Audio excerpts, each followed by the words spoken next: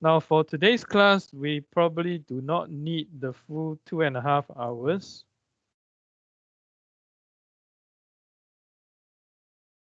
I will go through the agenda later on when we start.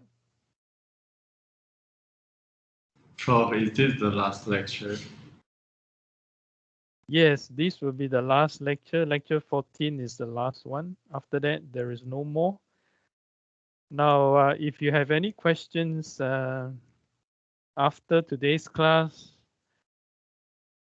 before your test 2 or before your exam, you are always free to drop me a note and we can discuss your questions online.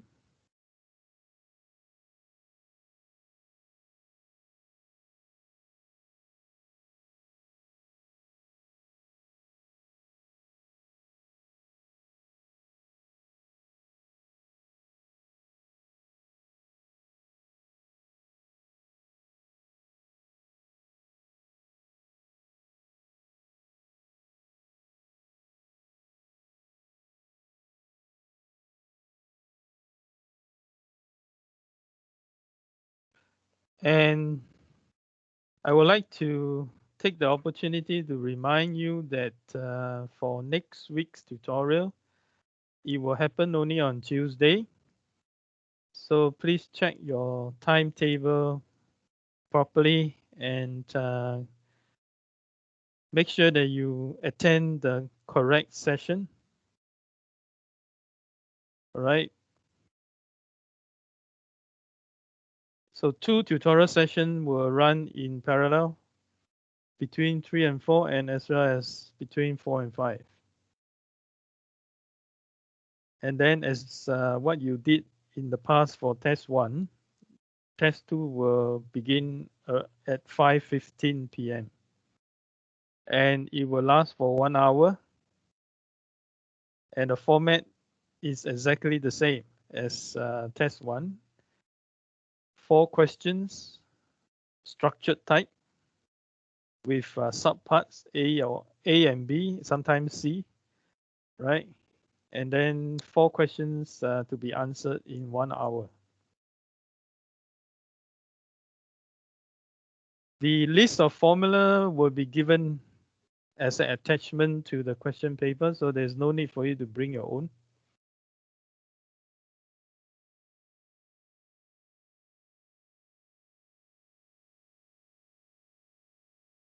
Hi, Prof. Yeah. Can I ask for the lab report? Must we print single or double-sided? Okay, it's up to you. We do accept double side printing as well. All right. So long as the printing is clear, it will be perfect. All right. Don't worry, single or double side. And one more thing, does it have to be ring bound or just stapled? Will do. Okay, there is no need to ring bind your report. All right, just staple them, all the pages properly, securely. That will do. Okay, thanks.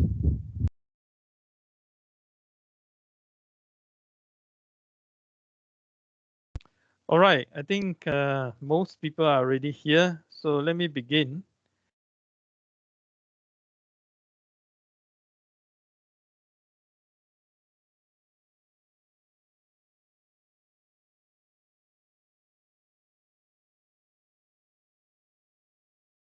Okay, I hope you can see the slide. So I will start with a review of test 1 questions. Essentially, what I would do is that I will outline the steps that you need to take to solve each question. And then I will also provide you with the answer keys. So you are most encouraged to try out the detailed calculation steps on your own. Now this review will probably take an hour. All right. Then after that, we'll open up the session for Q&A. So if you have any questions, feel free to ask. All right, so I would think that for today's class, we should end before 6:30, unless you have a lot of questions to ask. Okay, let me begin with the review of test 1 questions.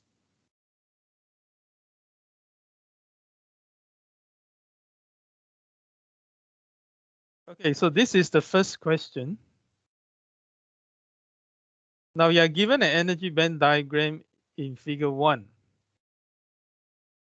right? And you are told that this is the band diagram of a compensated semiconductor, doped with both acceptor and donor impurity atoms. Now the word compensated itself already mean that both impurity atoms are present, both the acceptor and the donors, they are present. All right, so sometimes they may not be a following description that tells you both acceptor and donor impurity atoms are present. So you are expected to understand the word compensated. Okay, so you are given the intrinsic carrier concentration to be 1 × 10⁻⁻10 per centimeter cube. And the temperature is 300 Kelvin. Now, I believe some of you may be surprised to see such a small number for the intrinsic carrier concentration. Now, if you look at silicon, which has a band gap of 1.1 eV, the intrinsic carrier concentration is 1.5 × 10⁻10 per centimeter cube. And in this case, it's 10⁻⁻10. Now, the reason why the intrinsic carrier concentration is so small in this case is because of the very large band gap of the semiconductor, right? The band gap here is given as 3.5 eV, which is more than 3 times the band gap of silicon.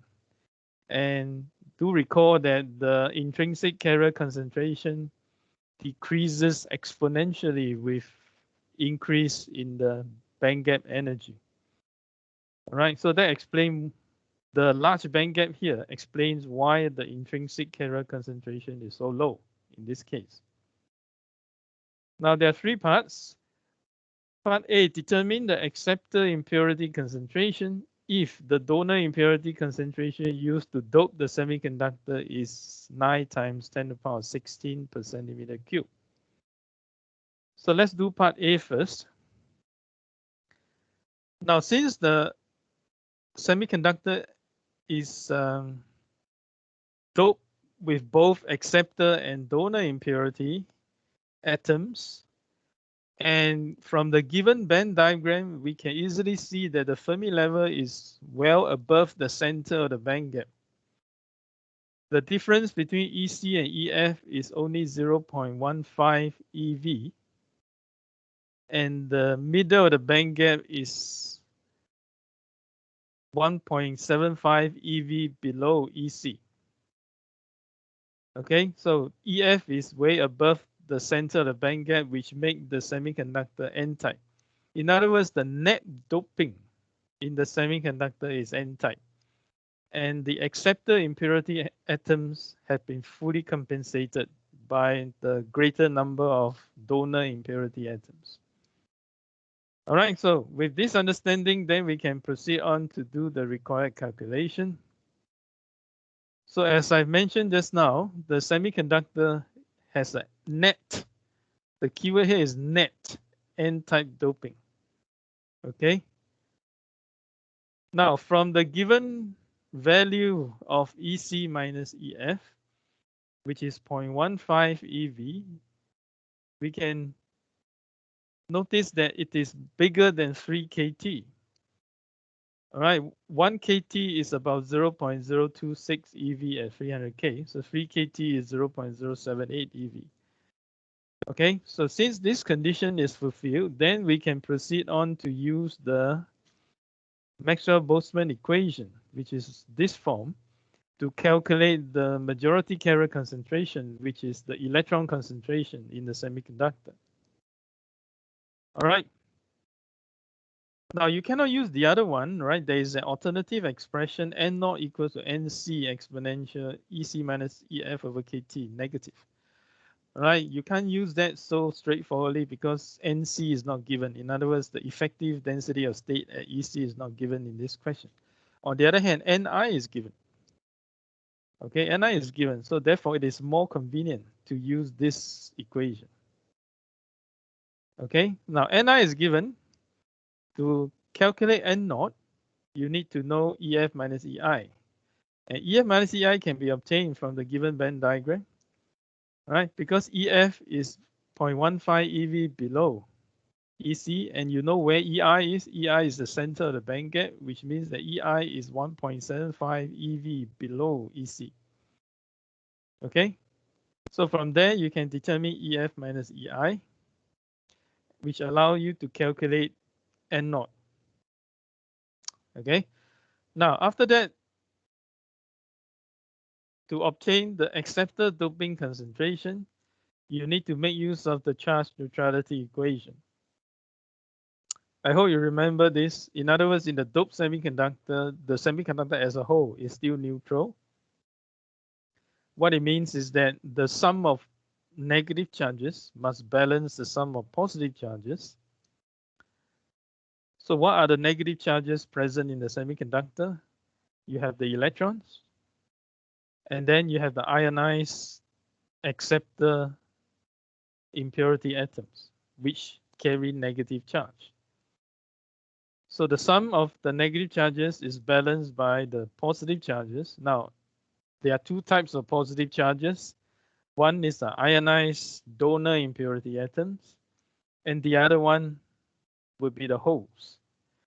Now, we can neglect the hole concentration term in this case because it is very, very small. You can easily verify that once you have found N naught. And using the law of mass action, which is Ni squared over N naught, allows you to calculate P naught. Right? And you can easily check that P naught is way much smaller than N naught. So you can drop it from the equation, from the charge neutrality equation. So from here, you can obtain Na since N naught and Nd are now both known. So this is the answer for Na. Is it okay? Now, if you have any questions along the way, feel free to interrupt. It's okay, right? Hi, Prof. Yeah. Can we just from the start use the N naught equal to Ni exp EF minus EI over KT? Do we have to prove, or we can just use? Sorry, can you repeat the first part of the question again? Can we from the start use? Because it's not given in the formula list, so can we just use it directly? You mean this equation? Yeah. Do we have to prove that it is the equation and then use, or can just use? You can just use it. You can just use it unless the question requires you to provide a proof. If not, then you can just directly state the equation and then use it.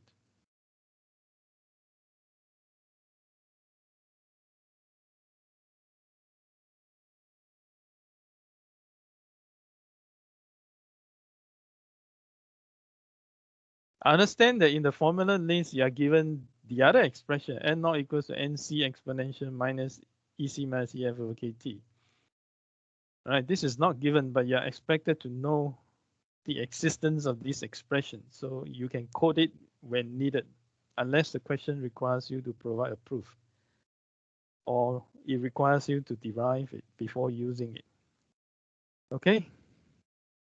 All right, so that is part A. All right, so please try out the numerical calculation to check that you can successfully obtain the answer key. Okay, so let's go to part B.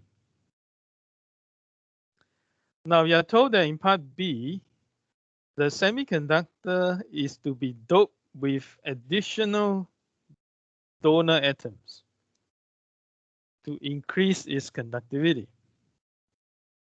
So at first, we already have some amount of acceptor and some amount of donor impurity atoms present. Of course, the donor impurity atoms are more than the acceptor impurity atom, so making the semiconductor having a net N-type.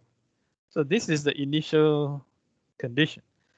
Then we are supposed to add additional donor atom to further increase the conductivity. You're asked to calculate the maximum donor impurity concentration that can be added to the semiconductor without making it a degenerate material. So here the keyword is degenerate. So you need to understand what this means. Okay, a semiconductor is said to be degenerately doped when, for this example, for the N-type semiconductor, it is said to be degenerately doped when the difference between EC and EF is less than 3 kT. So if we add more donor impurity atoms, the EF will start to shift closer and closer to EC. All right. So there'll be a limit as to how much additional donor atoms that you can add without making the semiconductor degenerately doped. So the limit is defined by EC minus EF equals to 3 kT. All right. So that this condition will determine the maximum donor impurity atoms that you can add. Okay, so that's the understanding here.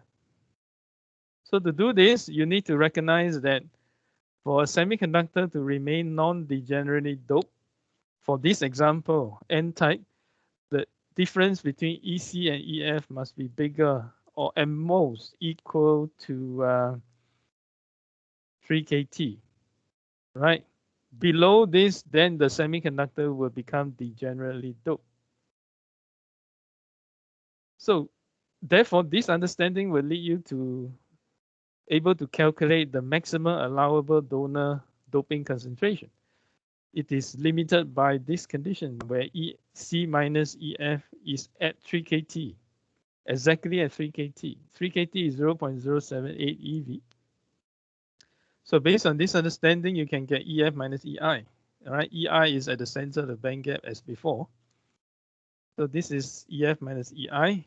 So from this, you can determine the new electron concentration, which of course should be higher than the previous value that you have calculated in part A. All right, because here we have added additional donor impurity atoms. All right. So this is a new electron concentration. Then based on the charge neutrality equation, you can determine the new donor impurity concentration. Now, Na remains unchanged as before. Na is the value you already calculated in part A. Since the question didn't say or didn't state that additional acceptor impurity atoms are added, so Na remains constant. It doesn't change. You only add additional donor impurity atoms, so that increases Nd, okay, which is obtained as follows based on the charge neutrality equation. All right, so the maximum allowable additional, right? If you check the question carefully, the question asks you to calculate the maximum donor impurity concentration that can be added, right? That can be added, okay? So we already have some amount of donor impurity atom inside the semiconductor. So they want you to calculate what is the maximum additional donor impurity concentration that can be added. So of course, the additional donor concentration that can be added will be the difference between this new value and the previous value which was given in part A. Okay. Hi, Professor. Yeah. May I ask why is it called degenerate material? Okay, the term degenerate is used to describe the case where there is so many electrons or holes. Okay, if you look at N-type, if there are many electrons or holes, then the electron will pair up with opposite spin. Okay, so when the electron starts to pair up with opposite spin, all right, then we say that the semiconductor becomes degenerately doped. What will happen if they pair up? No, nothing will happen. I mean, it is just a description used to represent this particular condition where there are so many electrons that electron starts to pair up with opposite spin. Yeah. Okay, I see. Thank you.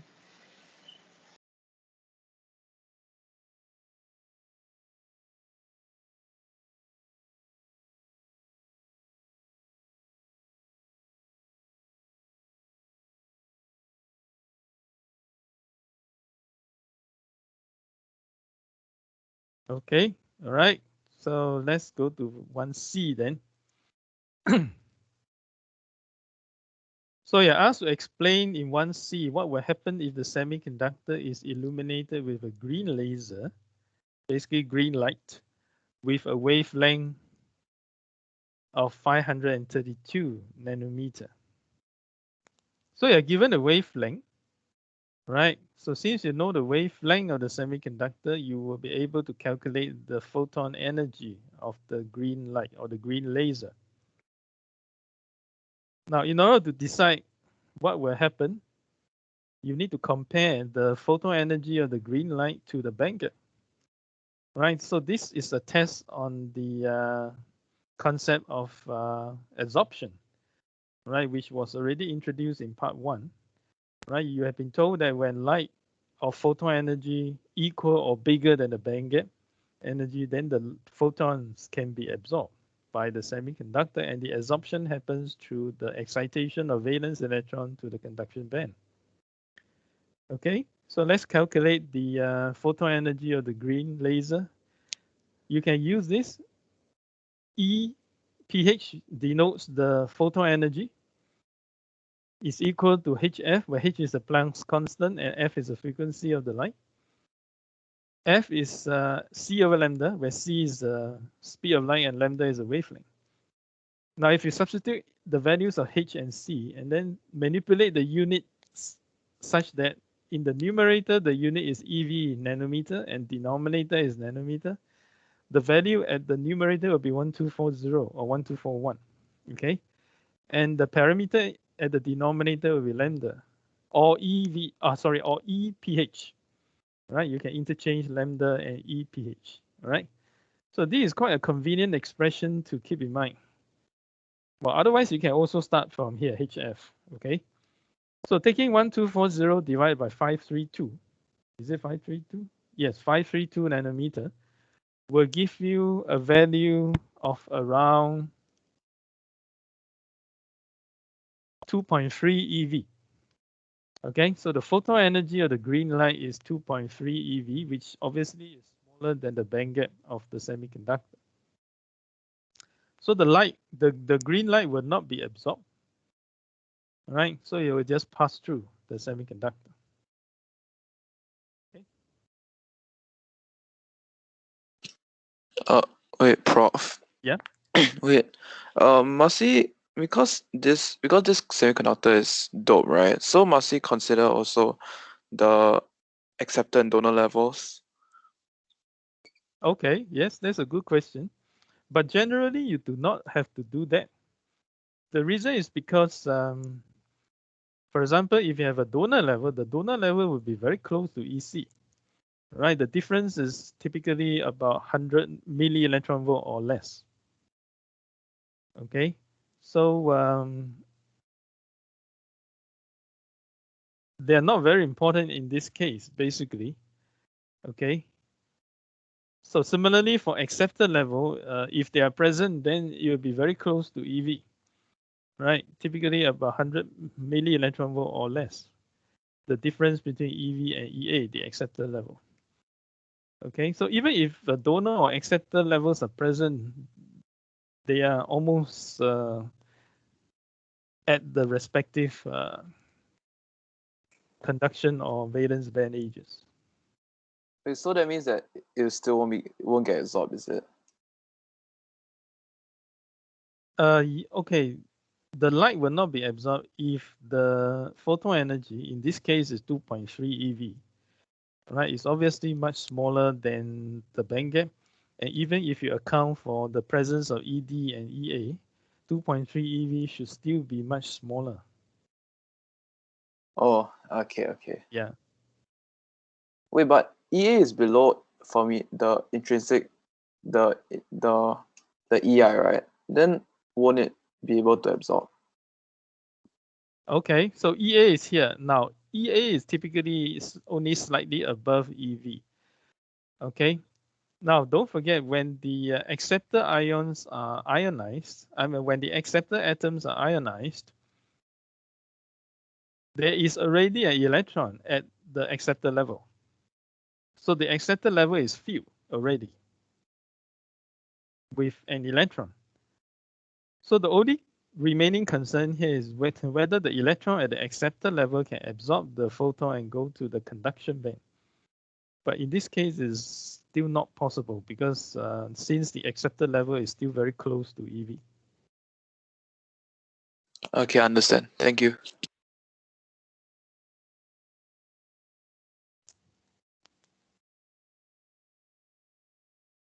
Okay, so that's how you may manage question 1. But you need to do all this within 15 minutes, roughly, okay? Okay, let's go to question 2. Now, in question 2, we are looking at a non-uniformly doped N-type semiconductor. From the given expression, which shows you how the electron concentration vary as a function of distance inside the semiconductor, you should immediately realize that you are looking at a non-uniformly doped semiconductor.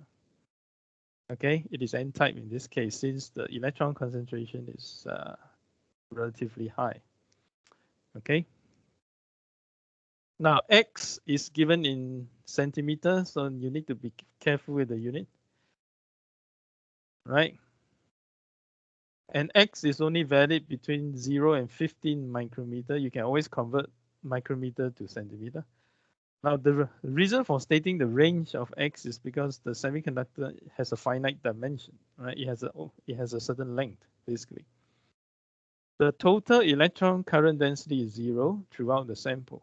From this statement itself, you should immediately realize that we are looking at thermal equilibrium. Now, since you have a non-uniformly doped semiconductor, we will expect to have a non-zero diffusion current. In fact, I have included a diagram here. Now, this diagram is not in the question originally, okay? I've just sketched out just to let you have a better visual understanding that in this case, we have a semiconductor whose electron concentration changes with distance, like this.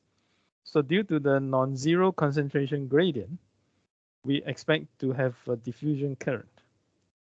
Okay, but since under thermal equilibrium, the net current is 0, so there must be an opposite drift current that cancels the diffusion current out, right, giving a net 0 current throughout the sample.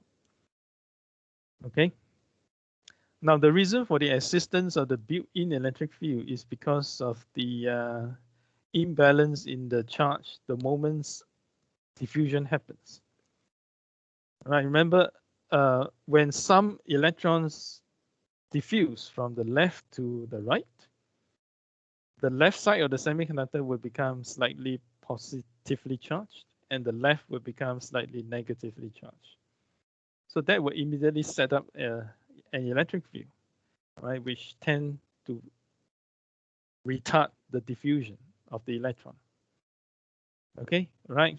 So at thermal equilibrium, the drift current due to the built-in field will cancel out the diffusion current. Now we call it a built-in field because the electric field naturally exists within the semiconductor. All right, we did not apply any external voltage to create this electric field. Okay. So there are 3 parts, starting from the definition of the electron diffusion coefficient, which is defined as dN equals to VTH times L. Now, VTH is the thermal velocity of the electrons, and L is the electron mean free path. So you need to understand the meaning of mean free path. Now, as you know, electrons are in constant random motion inside the semiconductor, And the reason why they changed the direction of movement so randomly, so haphazardly, is because frequently they encounter scattering. Okay. Now, mean free path is the average distance traveled by the electron without experiencing a scattering event. Okay, so that's the meaning of mean free path, is the average distance traveled by the electron without suffering a scattering. Okay. So based on this, you're asked to show that dn can be expressed as kBt over q times mu n, where mu n is the mobility of the electron. Right, Kb is the Boltzmann constant, T is the temperature, and Q is the charge. Okay, so let's do part A first. So this is what you want to show, right? Starting from this. So the left side of the two expressions are the same. So you need to do something on the right, right? So you need to convert VTH and L into KT over Q and mu n. Now, VTH is the thermal velocity, which gives the electron its kinetic energy. Okay, so you need to remember how much kinetic energy on average an electron traveling in one dimension has. Is half kT. Okay, I've used K here. The K here is the same as Kb, which is a Boltzmann constant, all right? And you know how the expression for the kinetic energy, right, is half times the effective mass of the electron times the square of the velocity. Okay, now there's a reason why people call this velocity the thermal velocity, because the fact that electron has kinetic energy is due to the thermal energy, right? The finite non-zero thermal energy. Okay, so if you equate these two, right, half kT and this expression, you can remove the half and you can relate VTH to kT and the effective mass. Okay.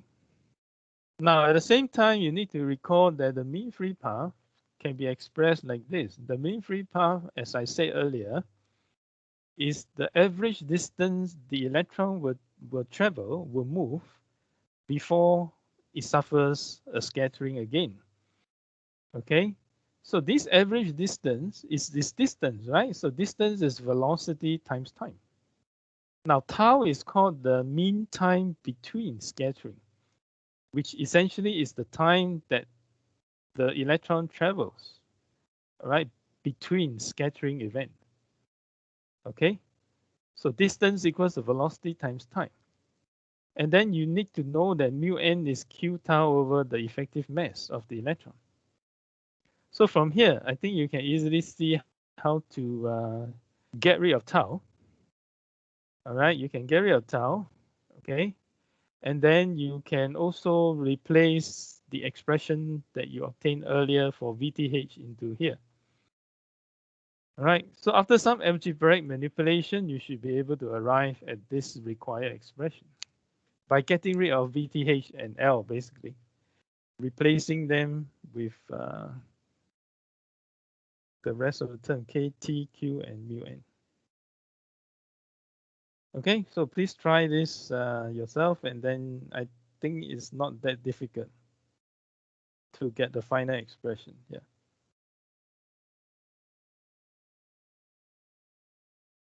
I think the main thing here is the concept. You need to realize or you need to understand the meaning behind the VTH, the thermal velocity term, and the L, okay, which is the mean free path.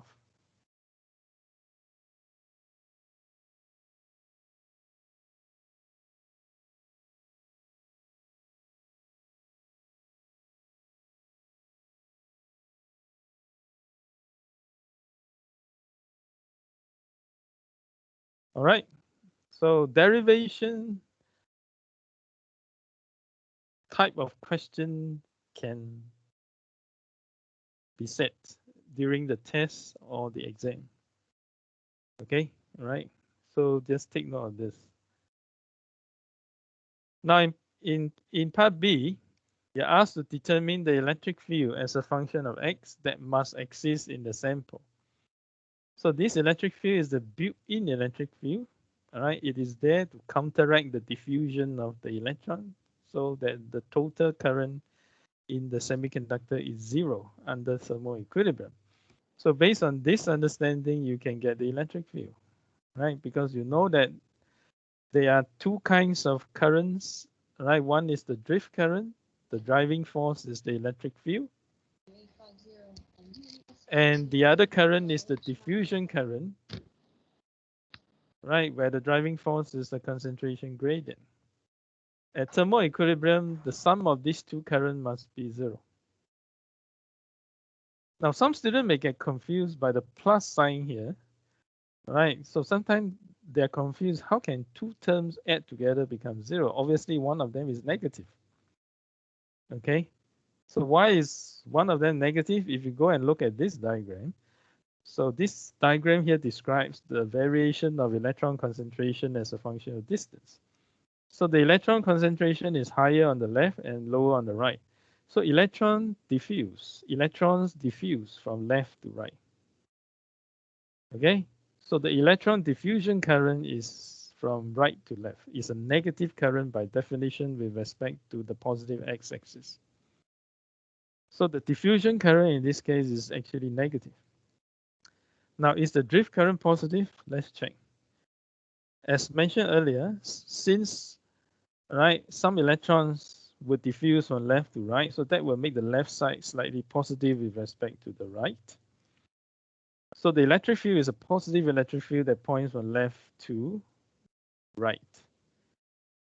Okay, so the drift current is always in the same direction as the current, is always in the same direction as the electric field. The drift current is always in the same direction as the electric field. So the drift current is a positive quantity by definition with respect to the positive x-axis. Okay, so the drift current here is a positive quantity. The diffusion current is negative. So they must add up to be 0. In other words, they exactly cancel each other. So from here, you can obtain an expression for the electric field. So you just need to bring all the rest of the terms to the right. And dn over mu n times 1 over n dn over dx. Now, the expression for n is given, right, in the question itself. So this is n. All right, how to evaluate dn over dx? You just differentiate this with respect to x. I'm sure you know how to differentiate. After differentiating an exponential term, you get back the same exponential term, right? But you need to differentiate the exponent. Don't forget, right? Okay, so you need to differentiate the exponent using chain rule. Okay, so after some manipulation, you should be able to get an expression for the built-in electric field. And the built-in electric field should be a quadratic function of x. Okay? All right. Please try that and convince yourself. All right, it should be a quadratic function of x. And the question, sorry, it should be 2c. So there's a typo here, 2c. Now, and you're also asked to sketch the electric field profile in the semiconductor in part C. Oh, sorry, I think, so this is part B is correct. So in part C, I didn't show the sketch for part C, right? The reason is because why? Well, I'm sure most of you, if not all of you, would know how to sketch a quadratic function. It's a parabola. Okay, it's a parabola, so you can easily sketch it, and you're asked to indicate in the same diagram the direction of the electron flux and the corresponding current arising from the electric field. Okay, so the electron flux, if you look at diffusion, the electron flux will be from left to right for diffusion. Right, for drift, it will be from right to left. So the two electron flux will cancel each other exactly. Okay, at thermal equilibrium. And then you are also asked to indicate the corresponding current, the current that corresponds to the electron flux from arising from the electric field. So yeah, here we are talking about the drift current. Okay, so I already explained the direction of the drift current just now. It's pointing from left to right. So you can indicate all this on the diagram that you are asked to sketch.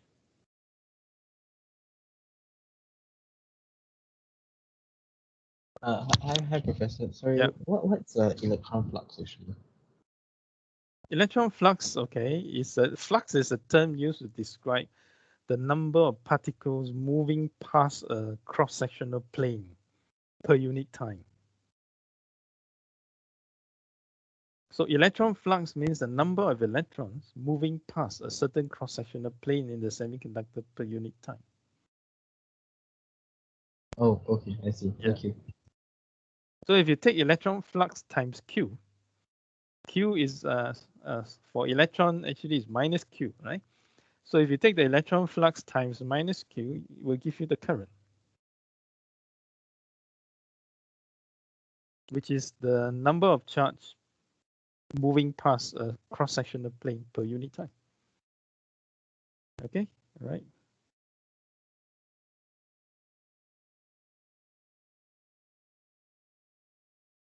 Okay, so that's 2B. I didn't have a slide for 2C because it's just a sketch of a parabola. But it's not a complete parabola, okay, because X is only valid for a certain range. So just be reminded that X is only valid between 0 and 15 micrometer. All right, so you're only asked to sketch the relevant part of the parabola, not the entire parabola, okay?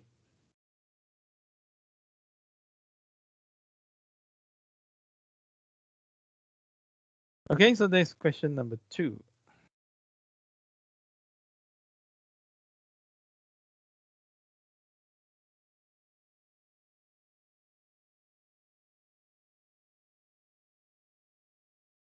All right, if there is no other question, then let's go on with question number 3. So in question number 3, you're given an EK diagram of a semiconductor shown on the left here. Now from the EK diagram, you should immediately know what the two lines mean, okay? So the top line corresponds to the conduction band H, EC, and the bottom line corresponds to the valence band H, EV. Okay, although they are not labeled, but you should know by yourself. Okay. Now the EK relationship of the valence band is given by this expression. So what this means, that means the equation, which is this one, that describe how E varies with K for the valence band, which is this one, is this expression. So it's a parabola, it's K squared, right? So E is a parabolic function of K. So it's a parabola.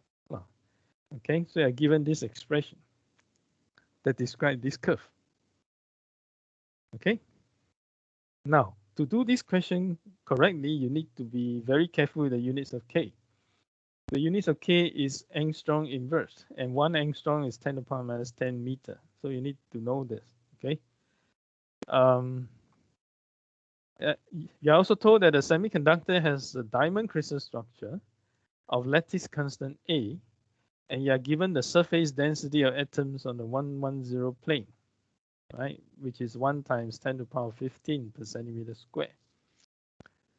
So the unit cell of the diamond crystal is shown on the right here. Okay. Now this information, this picture is more relevant for part C. Okay, but else the figure on the left is relevant for A and B. All right. So in part A, you're asked to discuss whether this semiconductor is a good emitter of light. I think in the tutorial, such a question appears several times already. All right, I think once or twice in part 1, and then again recently when we look at LED, right? Such a question would appear again, whether a semiconductor can emit light, basically. Now, in order to answer this question, you need to know the type of band gap. As you know, there are 2 types of band gap. One is direct and the other one is indirect band gap. Okay, so from the given EK diagram, you should be able to deduce the type of band gap for this semiconductor. Now, how to find the value of the band gap, which you are not required to do so here, but by trying to find the value of the band gap, you can immediately know the type of band gap, right? So to find the value of band gap, you find the lowest value, which is here, and the tallest peak, there's only one peak, which is here. Okay, so the difference in energy between the lowest value and the tallest peak here will give you the band gap.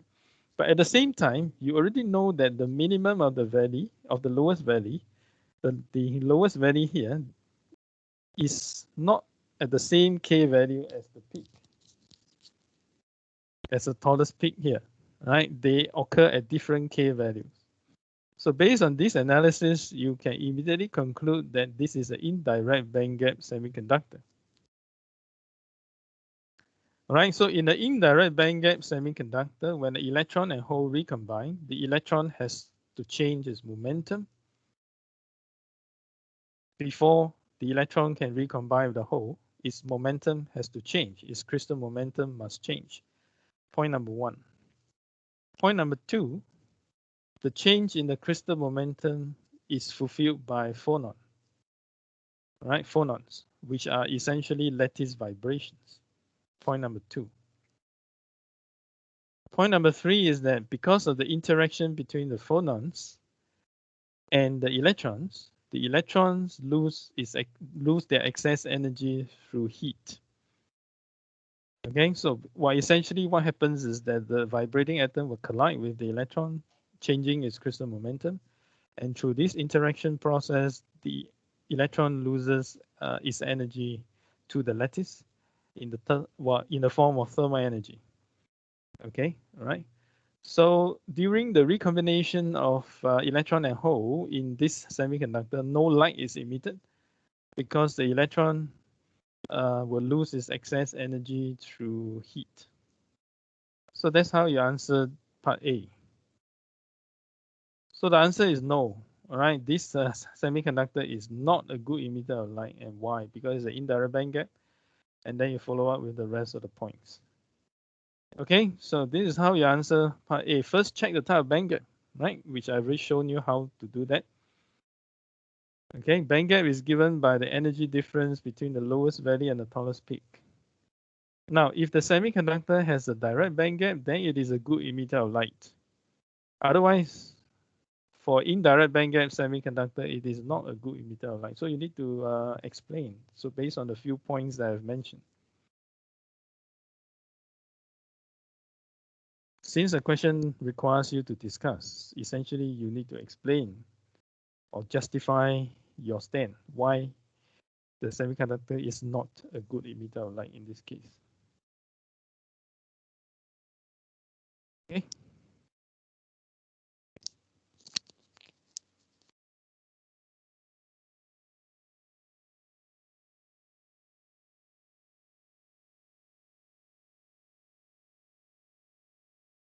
Right, so let's go to part B. Now, part B would be a bit tricky if you're not careful with the units, all right? So in part B, you're asked to determine the effective mass of a valence band hole in units of kilogram, which is the SI unit, right? For mass, okay? So how to do that? Essentially, you need to remember something, how effective mass of an electron or hole is related to the EK diagram. Oh, right, if you check your formula list, you should be able to find this expression. Right, effective mass of an electron, right, Mn star, is given as h squared over 4 pi squared times the reciprocal of the second order derivative of the EK diagram. Okay, now most electrons exist at the bottom of the conduction band, and all the holes exist at the top of the valence band, right? So you need to remember that. So when you calculate the effective mass of electrons or holes, you're actually referring to the second order derivative of the minimum point here or the maximum point here, not at other parts of the curve, okay? So to evaluate d squared E over dk squared, what you need to do is just to differentiate the EK relationship twice. So in this case, we are talking about the valence band. Huh? So you're given the EK equation for the valence band, which is a quadratic equation, right? which is a quadratic function. So differentiating it once will cause it to become minus 6k. Right? You can do the differentiation quite easily. If you differentiate it again, of course the k will disappear and you're left with minus 6. Now at this juncture, you need to realize the unit of this number. Okay, it has a unit, right, which is EV angstrom square. EV angstrom square based on the expression given here. You see the unit of E is EV. Okay, so this term minus 3k squared must also have a unit of EV. Okay, now since k has a unit of angstrom inverse, so the number 3 here, the 3 here has a unit of EV times angstrom square. So the angstrom will cancel out when multiplied, sorry, so that the angstrom square will cancel out when multiplied by k square, leaving you only the EV. Okay, so this you need to understand, all right? Otherwise, the rest of the calculation will not be correct if you don't know the units of this number here. So once you get d squared E over dk squared, just put it back into the effective mass expression and evaluate accordingly. Okay, so you need to convert this angstrom into meter, and you need to convert EV into joule. All right, h squared, h is a Planck's constant, which has a unit of joule per second. Okay, and no, joule second, right? Okay, so essentially you need to take care of the units. So if you convert everything to SI units, then the effective mass that you obtain will have a unit of kilogram. All right, so this is the answer key. Now in your formula list, what you see here is h bar square. Now h bar, remember, is h over 2 pi. Right, so h bar square is h square over 4 pi square. So you just need to realize that. Okay, so after calculation, the answer that you get will be negative. Right, now electrons in the valence band have a negative electron mass because what we are concerned with are holes in the valence band. So if you convert to holes, the effective mass for holes will be positive. Okay, right?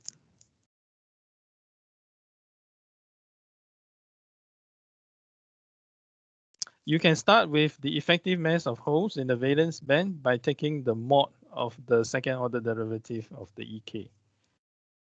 Right?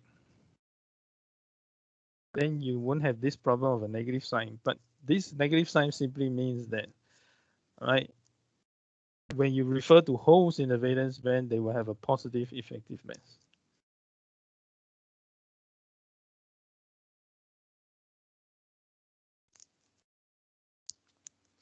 Okay, so that's how you deal with 3B.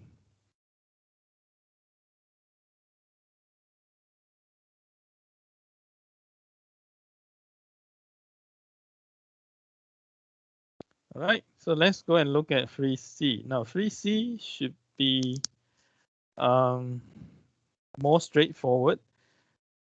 Okay, so you're told that the semiconductor has a diamond crystal, so the unit cell is shown here with all the atoms arranged according to the respective position like this. So it's FCC. All right, you have one atom at each corner of the cube and one atom at the center of each face, and on top of that, well, it is not FCC. Sorry, yeah, it is. It looks like an FCC, right? Because you have an atom at each corner of the cube and one at the center of each face. But on top of that, there are 4 internal atoms. This one, this one, this one, and this one. Okay. Now you're given the lattice constant. Well, you're told that the lattice constant is A, not given the numerical value, but you're given the surface density of atom to be of this value. Now the 110 plane you need to know basically. So these are Miller indices, so you need to invert them in order to get the intercept, right, for X, Y, and Z. So after inverting it, of course, 0 when you invert it becomes infinity. So basically, the plane does not cut the z-axis, but it cuts the x-axis at 1a and the y at 1a, and is parallel to the z-axis. All right, so this is the 110 plane, which is actually the diagonal of the diagonal plane of the cubic unit cell. Okay. Now, if you look at the plane itself, you will see some atoms lying on the plane. So you have one atom at this corner, but only 1/4 of it is lying on the plane. This is a 90-degree angle. Now you have one here as well, one here at this corner and one here at the fourth corner here. So as far as the corners are concerned, the effective number of atoms is 1. Okay. Now, don't forget the 2 interior atoms here. Right, these 2 atoms are also found on this 110 plane. That's why you need to know, very importantly, you need to know the exact position of these 2 atoms. Okay, these 2 atoms actually lie on the diagonal plane entirely. So in total, there are 3 atoms. 1, 2, and then 1 effective from the corners. So there's 3 atoms. So the number of atoms on the plane is known. Sorry, there are more than that. I forget these 2 atoms. Okay, there's one more here, right, which intersect with the diagonal plane. This is the atom at the center of this face, but this atom, only half of it lies on the 110 plane. Okay, so you have another atom here, half of it lies on the 110 plane. So effectively, the number of atoms is 4, not 3. Sorry, it's 4. I've forgotten these 2. Okay, so the number of atoms is 4. The surface density of atom is given. So that allows you to find the area of the plane. And from there, you can find the lattice constant. All right, the area of plane is just A times square root 2A. Square root 2A is the diagonal of the square here. Okay. So once A is obtained, you can then proceed to calculate the volume density of the atom, which is essentially the number of atoms contained within the unit cell divided by the volume of the unit cell. The volume of the unit cell is A cubed. This is a cube. The unit cell is a cube. So since you know A now, you can evaluate the volume of the unit cell. All you need to do is to decide on the number of atoms found in the unit cell. So let's look at each corner now. 8 unit cells share this atom, right? 4 at one level and another 4 at the top level. So 8 unit cells share this atom. So at the corner, effectively each atom, right, 1/8 of each atom is contained within each unit cell. So you have 8 corners. So effective number coming from the corners is 1. 1 over 8 times 8 is 1. All right, and now let's look at the atom at the center of each face. Okay, so this atom, for example, can be shared by 2 unit cells, one here and the other one on top. All right, so each unit cell owns half of this atom, but you have 6 such faces, right? So 6 times half. All right, so effective number coming from the atom at the center of each face is 3. And don't forget, you have 4 interior atoms. So these 4 atoms are entirely contained within the unit cell. So in total, 1 plus 3 plus 4 is 8. So the number of the number of atoms in the unit cell is 8. So 8 over A cubed will give you the volume density, which is here. Okay, so this is 3C.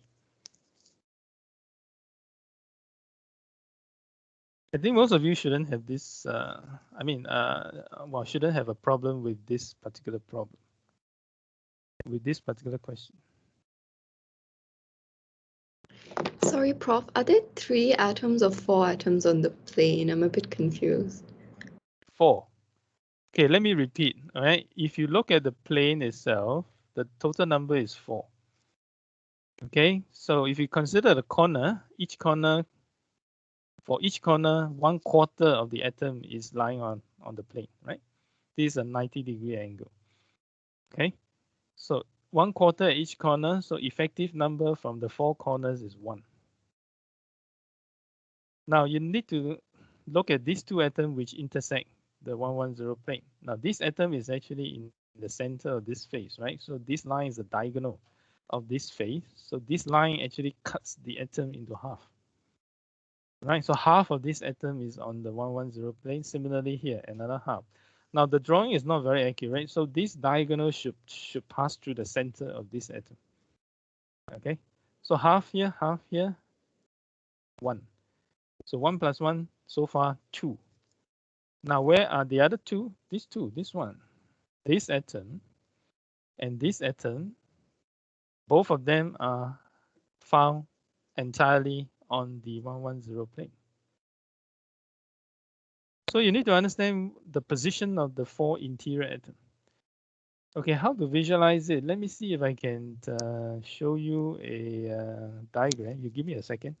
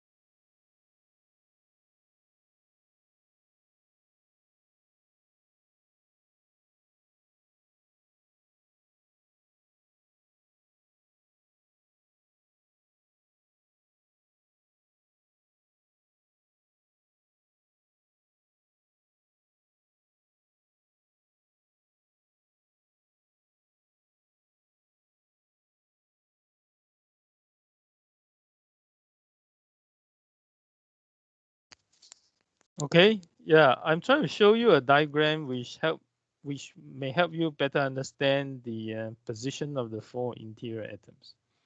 So this one, this one, this one, and this one.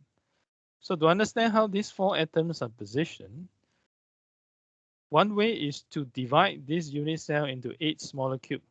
So you cut it up into 8 smaller cubes. Okay, so one of the subcube is shown by the dashed lines here. All right, so 8 of them, 4 at the top level and another 4 at the bottom level. Now, how are these 2 atoms positioned? How are they located? Okay, I will go to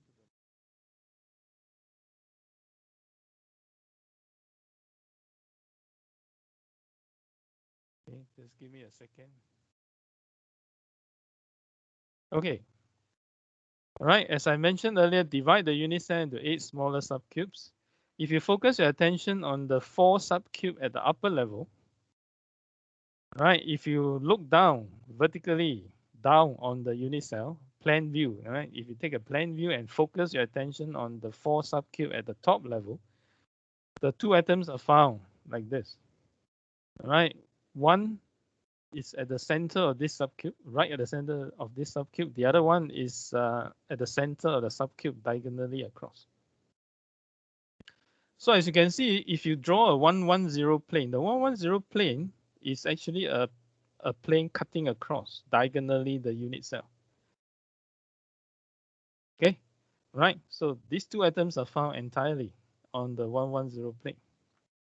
Now, how are the other 2 atoms found located within the unit cell? So let's focus the attention on the 4 subcube at the lower level. Right. Then the other 2 atoms are found like this.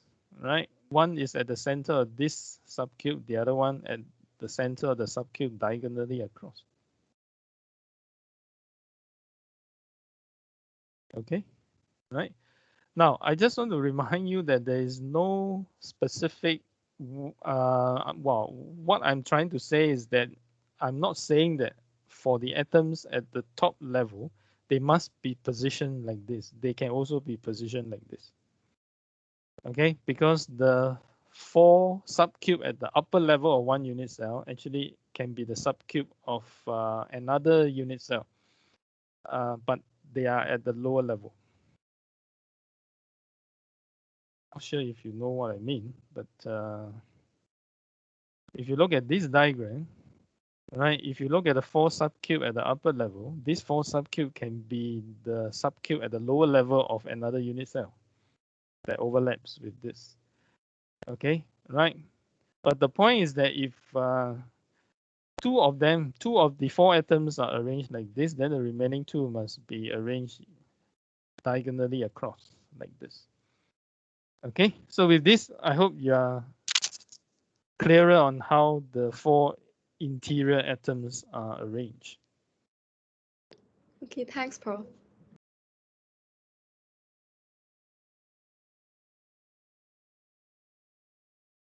All right, so this is 3C. Just to check for 3B, how do we interpret negative effective mass for the electron in the valence band? What's the interpretation of the negative mass? Now, the implication of the negative mass is a kind of anomaly. It's an abnormal outcome as a result of trying to interpret quantum mechanics in terms of classical mechanics.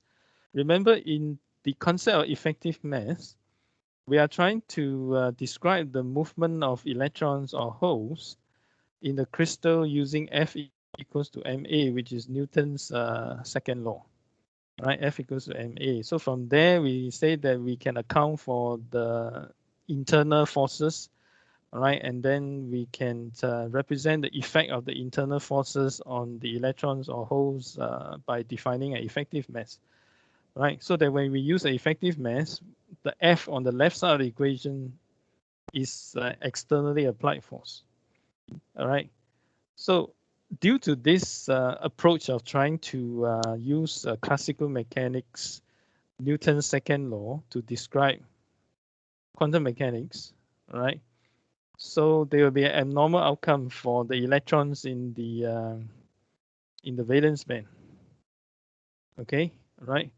So the point here is that if you talk about the valence band, then when you consider the movement of holes, all right, they're actually opposite to the movement of the electrons.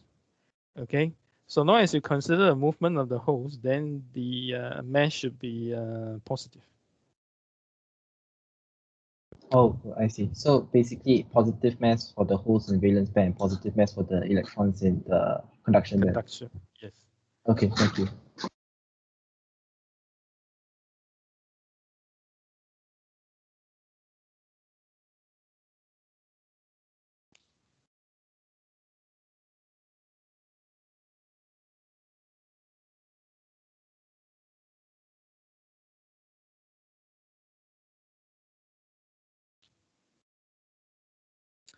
Right. So let's go to question number 4. Question number 4 is on non-equilibrium. So yeah, given the Prof, you sharing your screen. Oh, I forgot.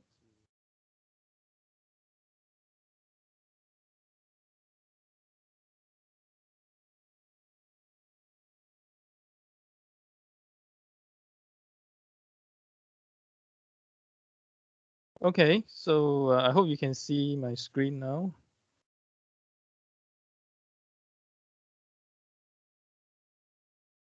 Okay, question number 4 is on non-equilibrium. So yeah, given the p-type semiconductor, right, doped to a certain concentration of acceptor impurity atoms, given here. Now the sample is uniformly illuminated with light. So light shines uniformly on the semiconductor, producing electron hole pairs at this rate, GL. Right, this term optical generation rate refers to electron hole pair generation rate due to light. Right, optical generation rate, GL. Now at steady state, so you should know what steady state means. At steady state, it means that the number of electron hole pairs created by light is exactly offset by the recombination, the number of electron hole pairs removed through recombination. You're given the electron quasi-Fermi level, right? You're given the electron quasi-Fermi level to be at 0.48 eV above EI, the center of the bandgap. The optical illumination is removed at t equals 0 after achieving steady state. So once light shines on the semiconductor for a long time, you cut off, right? You cut off the light and you define the instant where you cut off the light to be t equals to 0, okay? The minority carrier diffusion length and the diffusion coefficient are both given. So this is Ln, right? This minority carrier diffusion length refers to the electron diffusion length, Ln. Okay, and diffusion coefficient here refers to the electron diffusion coefficient, right? So given Ni and as well as the bandgap energy, explain whether the sample is operating under low level injection condition. So you need to know what defines low level injection. So let's do that. Now, low level injection condition is valid or applies when the change in the minority carrier concentration, electron concentration in this case, is less than or at most 10% of the majority carrier concentration at thermal equilibrium. So you need to show whether this condition holds in this particular problem. Okay. Now, P naught can be obtained from the given doping concentration, the acceptor doping concentration. And if you compare it to the Ni, right, 9 times 10 to the power 16, if you compare it to Ni, you can immediately see that Na, which is this value, is much bigger than Ni. Right, so all the holes in these semiconductors are actually given, or they come from the acceptor impurity atoms, right? They are all due to the acceptor impurity atoms. Of course, if you assume complete ionization, then the whole concentration at thermal equilibrium can be approximated by the value of Na, right? So P naught is found in that way. Now, how to find delta N? To find delta N, you need to use the information given on the quasi-Fermi level for the electron. All right, you're told that the electron quasi-Fermi level is situated 0.48 eV above the center of the bandgap. So from there, it allows you to calculate the electron concentration at steady state in this particular problem. Now, because the electron concentration at thermal equilibrium is a very small number, right? So this electron concentration is essentially the excess electron concentration in the semiconductor during illumination. So it can be obtained like this, right? Using the Maxwell-Boltzmann equation and extending it to the non-equilibrium condition. So EF and Q here refers to the quasi-Fermi level for the electrons. Okay, so from this you can determine delta NSS. SS stands for steady state, and compare it to this 0.1 P naught. And then from there you can conclude whether low-level injection condition is valid or not. And I think the answer is yes. So you please check this by obtaining the numerical answer for delta NSS. Okay.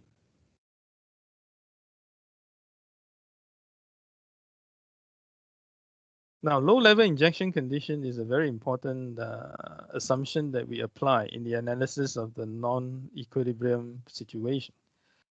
Okay, without this assumption or this simplifying assumption, we shall call it, then many of the equations cannot be obtained. Right.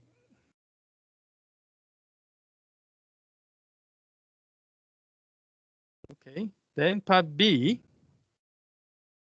you have to find the value of GL, the optical generation rate, and then determine the time it takes for the excess carrier concentration to decrease to 25% of the steady state value after the optical illumination is removed. No, so essentially the optical illumination is removed at time t equals 0.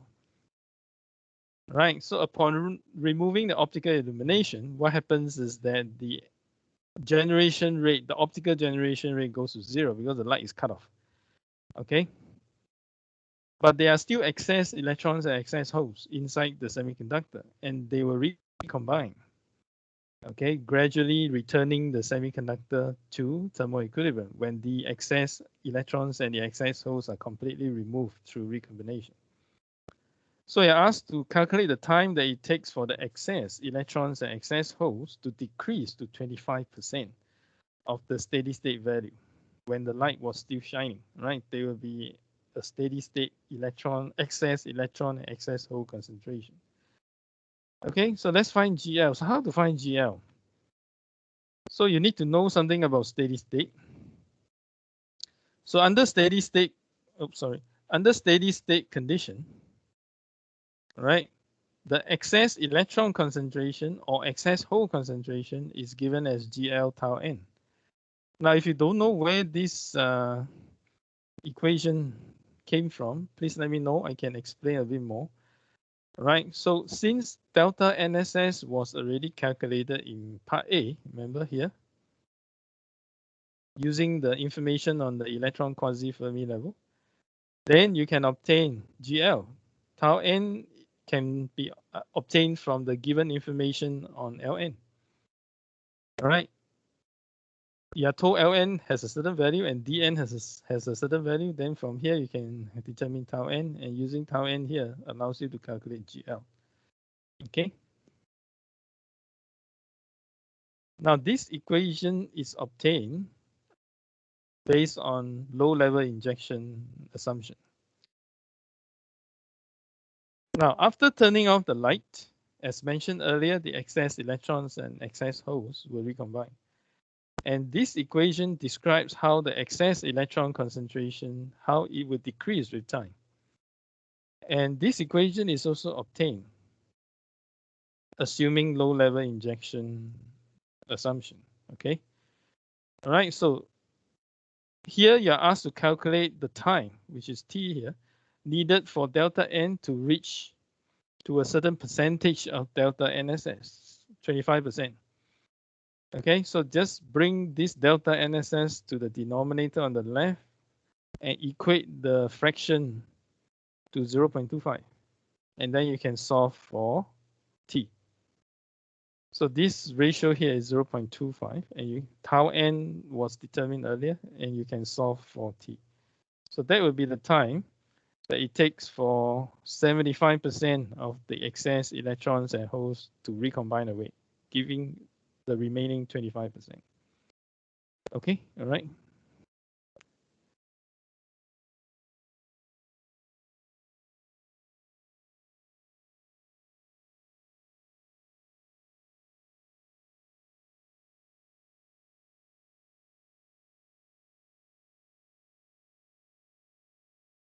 Okay, yeah, that's about all 4 questions.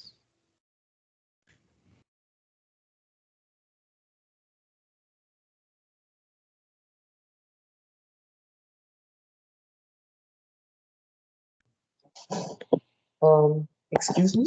Yes, yeah. For question 3, part B earlier, right? Yes. You say that the 3 has the unit of electron volts over angstrom square, right?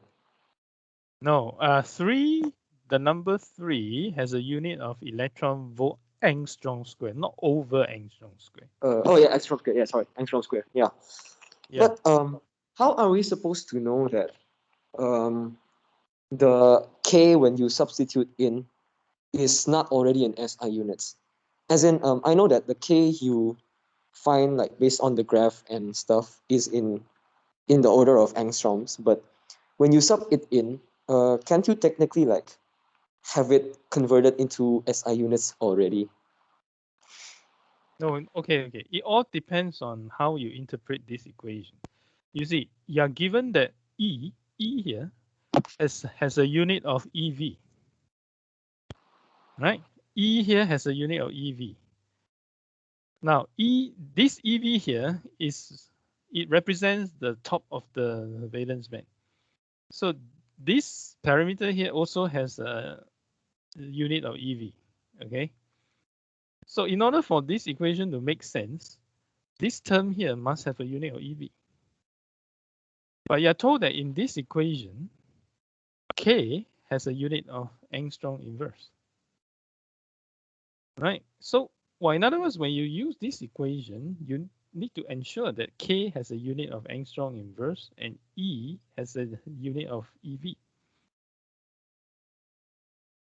So because of this, therefore the number 3 here must have a unit of EV angstrom square. So the angstrom square will cancel out with the K square, which has a unit of 1 over angstrom square, right? So giving you the final unit of EV. So you have one number with EV plus another with EV, and the final unit is EV.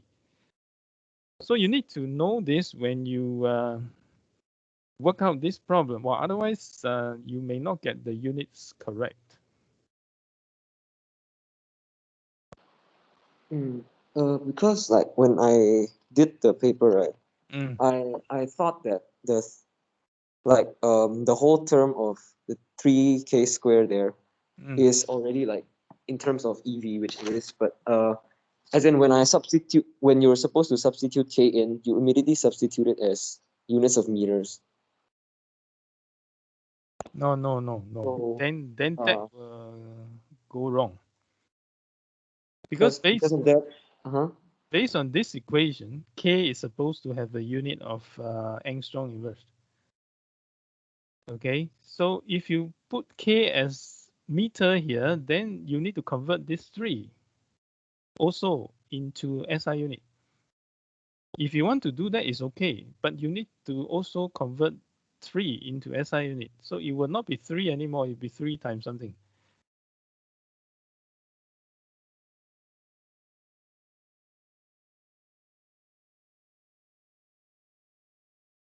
So the units, you just need to be very careful.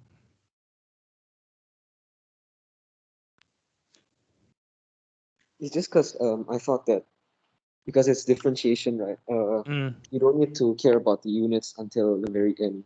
So like I just thought that the 3 was already in terms of meters. No, you cannot assume that, because the differentiation, you really need to look at the original equation.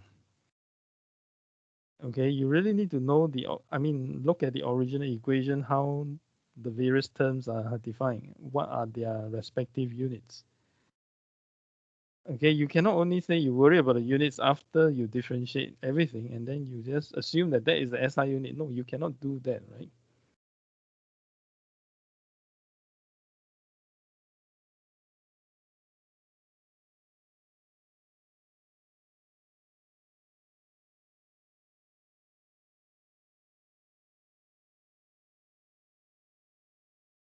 Well, let me share a so-called a note here. Essentially, next time, whenever you come across such a question asking you to calculate the effective mass of electron or hole, right? The answer should be on the order of minus 30, minus 31, because you should have an idea about the free mass. I mean the mass of a free electron, right?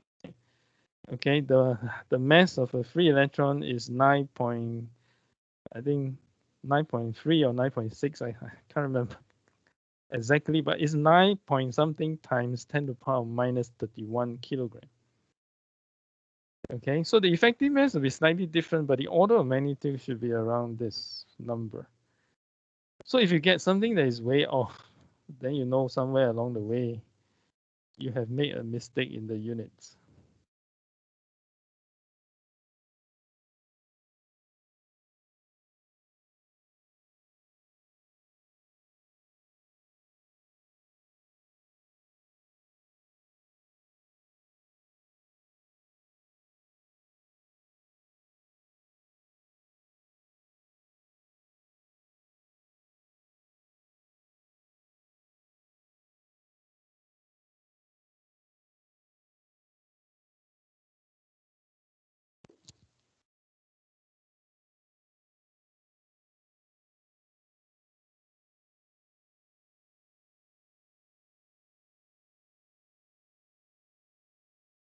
All right, so that's all for test 1. Now, we still have time, so if you have other questions, feel free to ask. Prof, Yeah. for question 2 earlier, right, you are mentioning that when the electrons diffuse from left to right, which make the left side more positive, are you making use of the fact that the current density is 0, or the movement of electron itself will cause an electric field? Okay, to answer this question, right, you need to know that, or you need to realize that the semiconductor, even though it is non-uniformly doped, is neutral throughout, right? It's neutral throughout based on the charge neutrality equation. It's neutral at every point. At the very beginning, the semiconductor is neutral at every point inside the semiconductor, right? However, because of the non-zero electron concentration gradient, electrons would diffuse. Okay, so based on the shape of the electron concentration here, you have more electrons here, fewer electrons here. So naturally, electrons will diffuse from left to right. So after the departure of some electrons on the left will have a net positive charge. Right? At first, it's neutral, right? Electrons have negative charge, but this negative charge is compensated by the positive charge on the donor impurity atoms and the holes, right? But the holes are minority carriers. So the positive charge that exactly compensates the negative charge on the electrons is actually the positive charge due to the donor ions. Okay, so at first they compensate each other, so the net charge is 0. Now, due to diffusion, some electrons left the left and they have gone to the right. Okay, so the left side will have a net positive charge. So the right side electrons are coming to the right, right? So on the right side, you have more electrons than before. You see, before the right is also neutral, but because some electrons have diffused from the left to the right, so on the right, you have more electrons now. So you have a net negative charge on the right. So the electric field is due to this difference in the charge. All right, you have positive on the left and negative on the right. Oh, okay, thank you. But of course, when you have more diffusion, then you have a higher electric field. So eventually, the electric field will be large enough to totally offset the diffusion, to totally oppose the diffusion, right? Remember, the electric field will result in a drift current. All right, so eventually the drift current will be large enough to totally cancel out the diffusion current. Oh, okay, I get it. Thank you.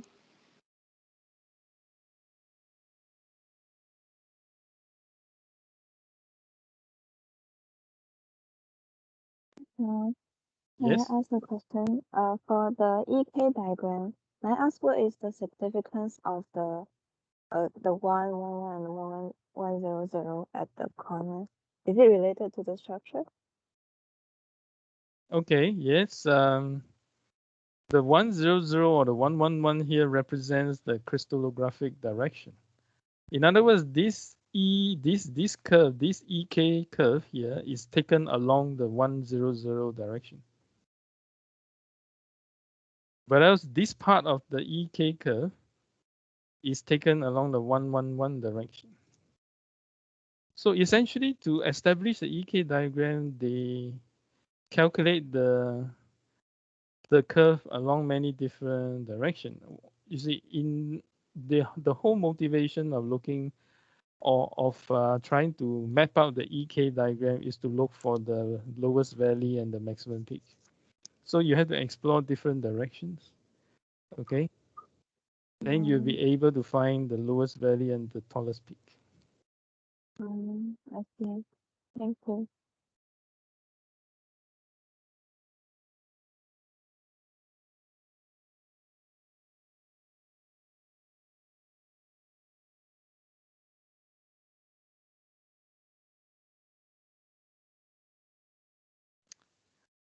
Yeah, besides the test questions, you can also ask other questions if you have them.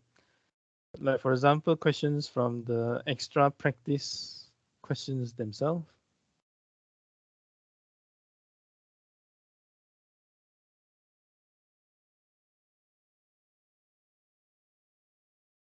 Or even, questions pertaining to the lecture notes.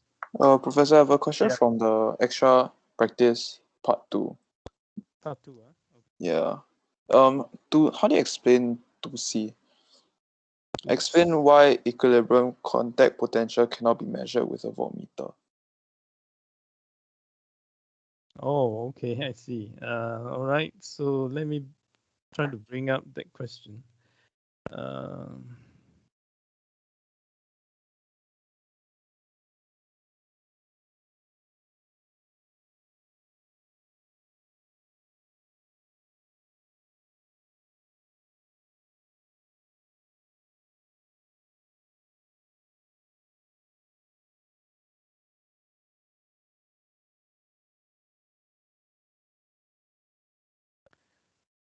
Is it okay?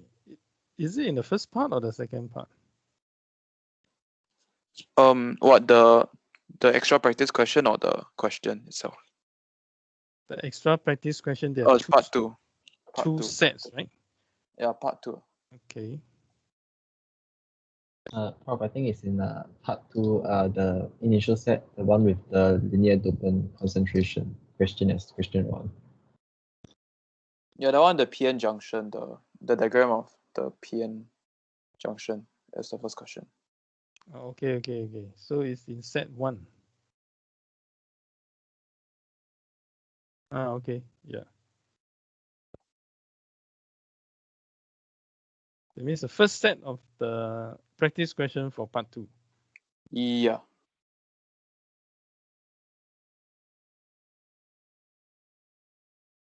All right. Yeah. 2C. Right. Explain why the equilibrium contact potential cannot be measured with a voltmeter. Actually, I discussed this question with my tutorial class. So essentially, what happens is that when you look at thermal equilibrium, right, the net current flow through the junction is 0. Because the contact potential or the built-in voltage, the equilibrium contact potential or the built-in voltage is there to exactly cancel out the diffusion current. So the net current flow across the junction is 0. Now, if you just connect a voltmeter across the PN junction diode like this, you're not going to get any potential reading on the voltmeter because in order for the voltmeter to work, right, it must draw some current, right? It must draw some current. Since there is no external excitation applied, right? So there is no net current flowing across the diode. So the voltmeter does not register any reading.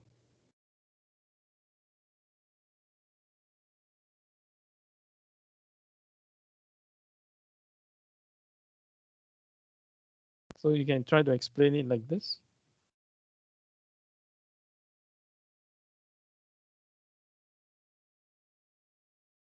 Right, at thermal equilibrium, things are exactly balanced out nicely, giving you a net zero current. Okay, understand. Thank you.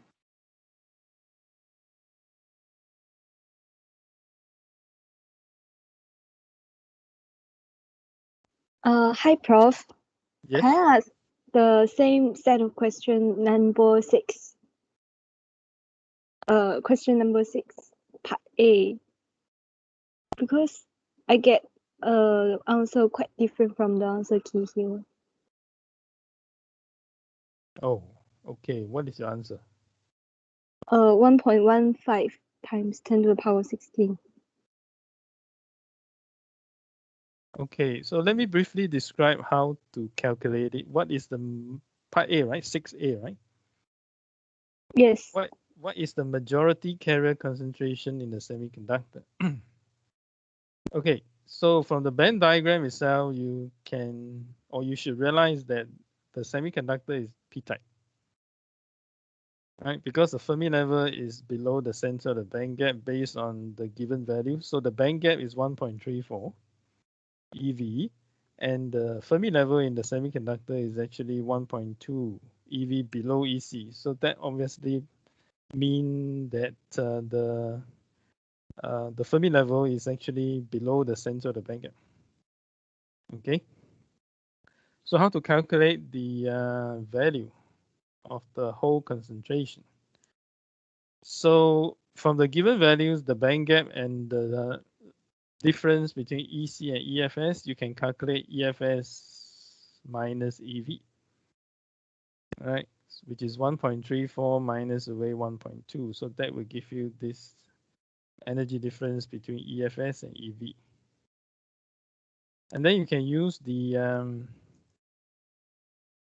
expression for P naught, right? P naught equals to NV times exponential minus EF minus EV over KT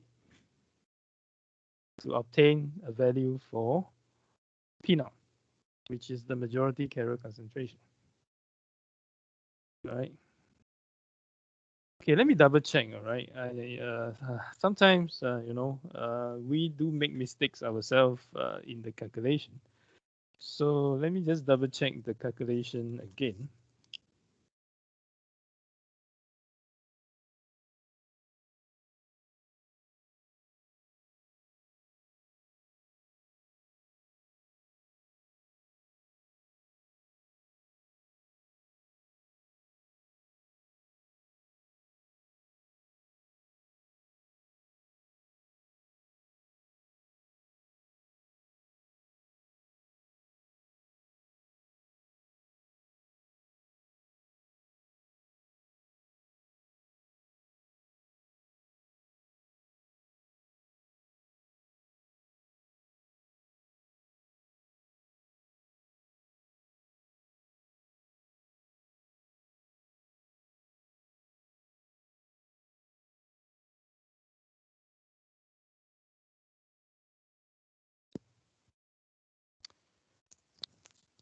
Hello?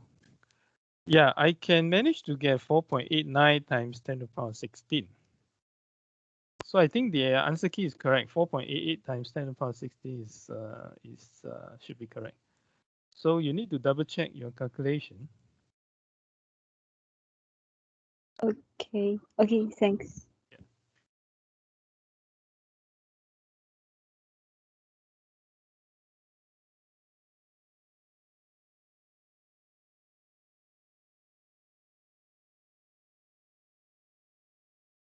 So looking at the same question, I hope you can answer B, right? Whether the metal semiconductor contact is ohmic or rectifying.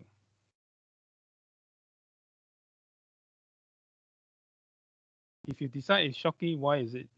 And of course, if you decide the answer is ohmic, why is it so?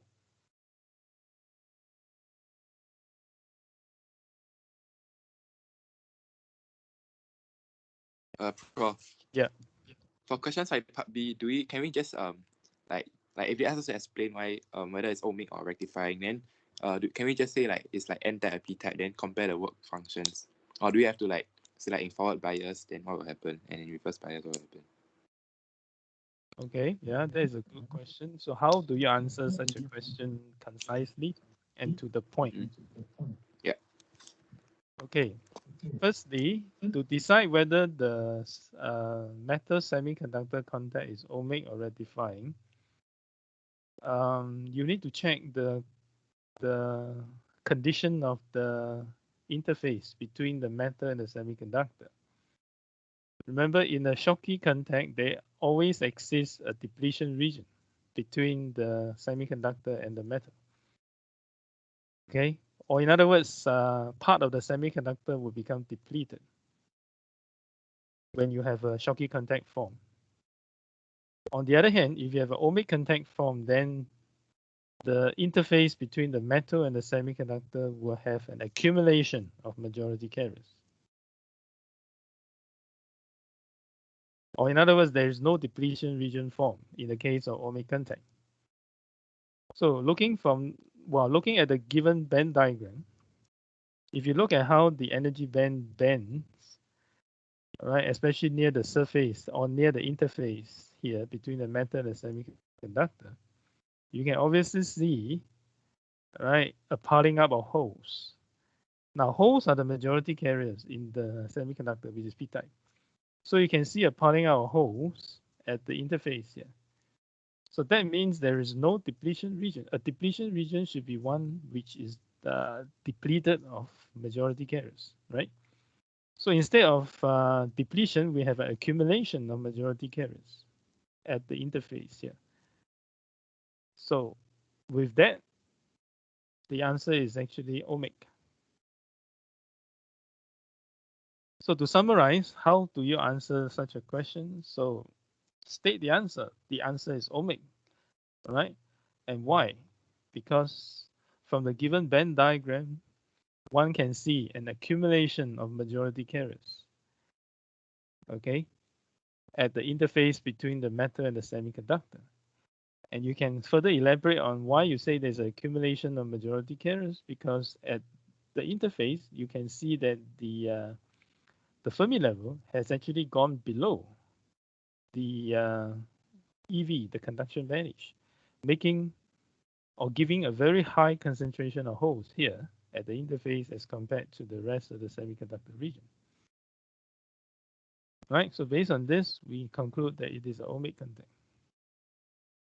So that's how you can answer this question. There's no need to go discuss forward and reverse because if you cannot establish the type of contact, then you cannot describe what happens under forward and what happens under reverse bias, which are consequences of the kind of contact that you have. You see, what happened under forward, what happened under reverse bias are consequences of what kind of contact that you have. So you need to establish the type of contact from another angle, right? By that is one way. Well, another way is to compare the work function, because in part B, before you are asked to state the type of contact, you are asked to calculate the work function of the semiconductor. Right, so you can get a work function of the semiconductor and then you compare it to the metal. So from that comparison, you can also establish the kind of contact that you have in this case. All right. Okay, thank you.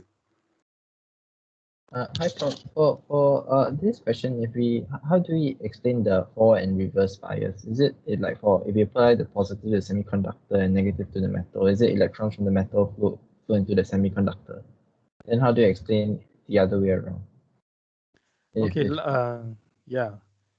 Let me clarify. The phrase forward bias and reverse bias are only applicable to a rectifying contact such as a PN junction diode or a Schottky diode.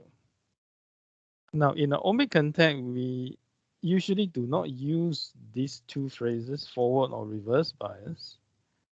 But you can still use them if you base them on the original definition. You see, in the PN junction, right, how do we define forward bias? In a PN junction or a Schottky diode, we define forward bias as the case where the applied electric field opposes the built-in field. So that's how we define the forward bias condition, right? The applied field opposes the built-in field, so the net electric field is weaker, allowing the injection of majority carriers to take place across the junction. Now, if we use the same definition, so in this diagram, you can try to figure out the direction of the built-in field.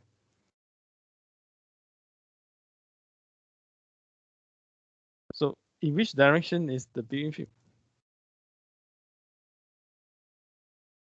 The built-in field actually points from semiconductor to the metal, towards the metal, right? It points from the semiconductor towards the metal. You can figure that out from the gradient in the Venn diagram, which is a positive gradient with respect to positive x. So that gives you a positive electric field. Okay, so based on this, if you still want to use forward and reverse bias, then under forward bias, the metal should be made more positive with respect to the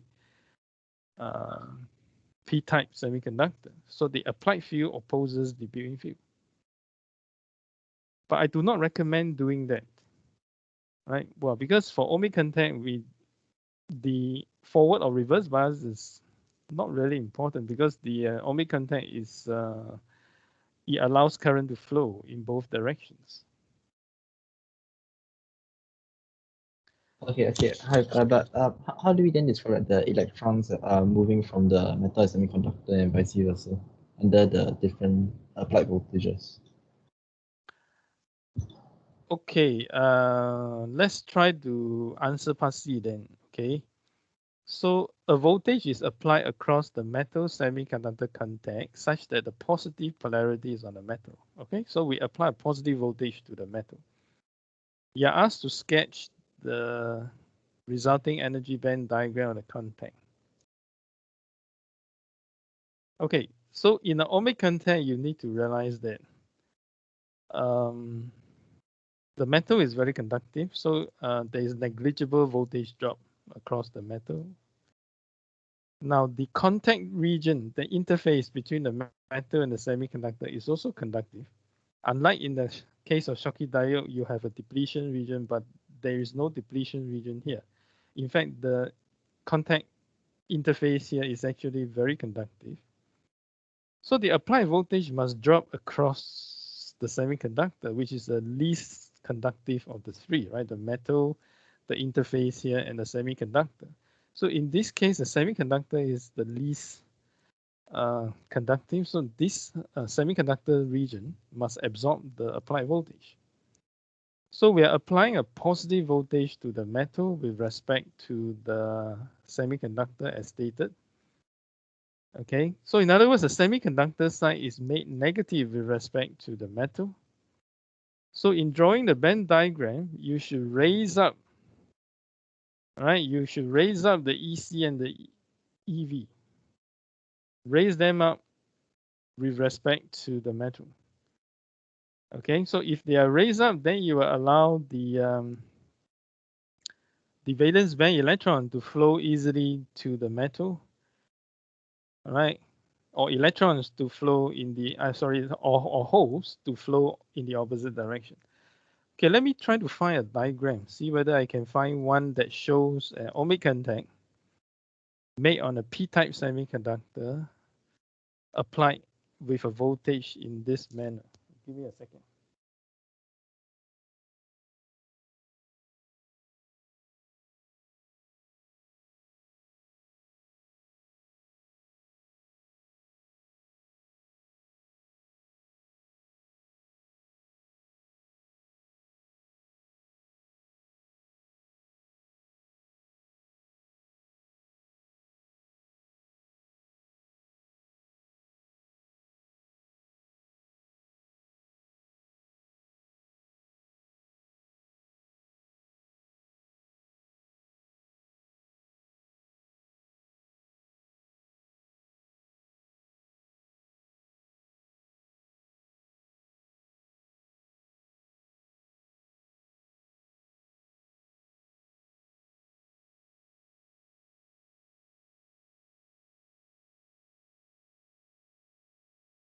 I believe it is in the notes, right? So let me try to pull out that diagram.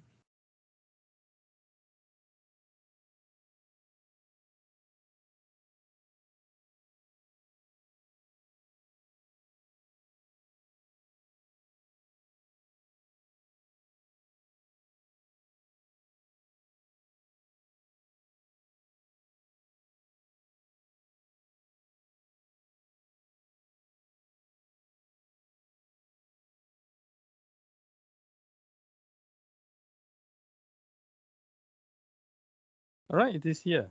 Oh, sorry, I think I haven't shared my. Give me a second.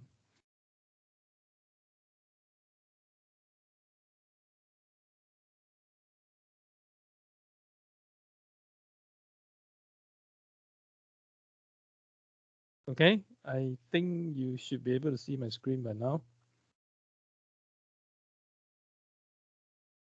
Okay, the answer to part C of the question is actually on the left. The diagram on the left is the answer. Okay, it's just that the position of the metal and the p-type silicon is opposite. All right. So here the metal is on the left, the p-type silicon is on the right. But regardless of their position, essentially, in this diagram, we're applying a positive voltage to the metal with respect to the semiconductor, which is what the question in part C is asking you, right? So as I've said just now, since the p-type silicon is the most resistive region of the three, so you will absorb the voltage applied. Okay, so here the p-type silicon is negative with respect to the metal, or the metal positive with respect to the p-type silicon. So the band diagram on the p-type silicon on the p silicon will be raised above the original position under thermal equilibrium. Okay, so this allows valence band electron to flow down easily to the metal, or holes to flow upwards. Okay, so that's how an ohmic contact supply holes to a p-type semiconductor.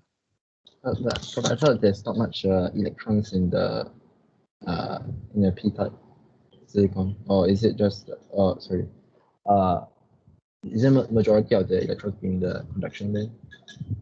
No. In a p-type semiconductor, the minority carriers are the electrons, so there are very few electrons in the conduction band. Oh, okay, sorry. Yeah, okay, I see. Thank you.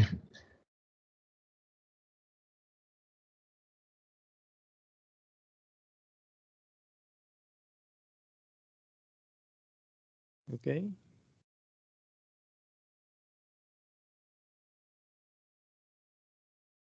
Prof, can you explain again why there is an accumulation of holes near the contact point? Okay, then to answer that, you need to look at the band diagram and try to understand what happened during the contact formation. Okay, so let's refer to this band diagram. All right, so before contact is formed, before an ohmic contact is formed with a p-type semiconductor, the metal Fermi level is lower than the Fermi level in the semiconductor. Okay, this is the requirement to form an ohmic contact with a p-type semiconductor. In other words, the metal must have a larger work function compared to the p-type semiconductor. Okay, so during contact formation, when you bring the two to form a contact, right, electrons in the valence band of the p-type semiconductor will see all the anti-energy states here in the metal. So they'll be transferred over during contact formation. Likewise, electrons in the conduction band can be transferred over, but electrons are the minority carriers. Okay, so what is important will be the transfer of the majority electrons in the valence band, right? Well, I mean, the transfer of the electrons in the valence band, okay, from the valence band of the p-type semiconductor to the metal. So after electrons leave the valence band, you get holes. So you get more holes present in the valence band. Okay, so this will set up a built-in field, okay, that tries to retard the transfer of the electron from the valence band of the p-type semiconductor. So eventually at thermal equilibrium, right, when the two Fermi levels are aligned, you will get some holes, additional holes created in the p-type semiconductor because of some of the departure of the electrons from the valence band, and they go to the metal. Okay, so that's how you get more holes here, excess holes piling up at the interface here. And these excess holes are balanced, are compensated by the excess electrons, which have gone to, they are balanced by the valence band electron, which have gone to the metal. So you have excess electrons in the metal, right, which balance the excess holes formed in the semiconductor. Okay, so this diagram here is exactly correspond to that diagram you see in the practice question. except that the order of the metal and the semiconductor is reversed here. Ah, okay, that's what I thought. Thanks. Yeah.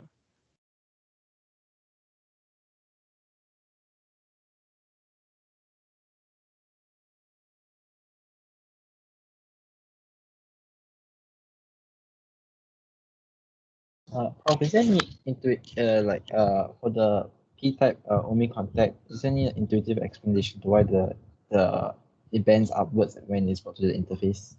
I mean, because I thought the Fermi levels align, so you match them out first, then you try to do the bending.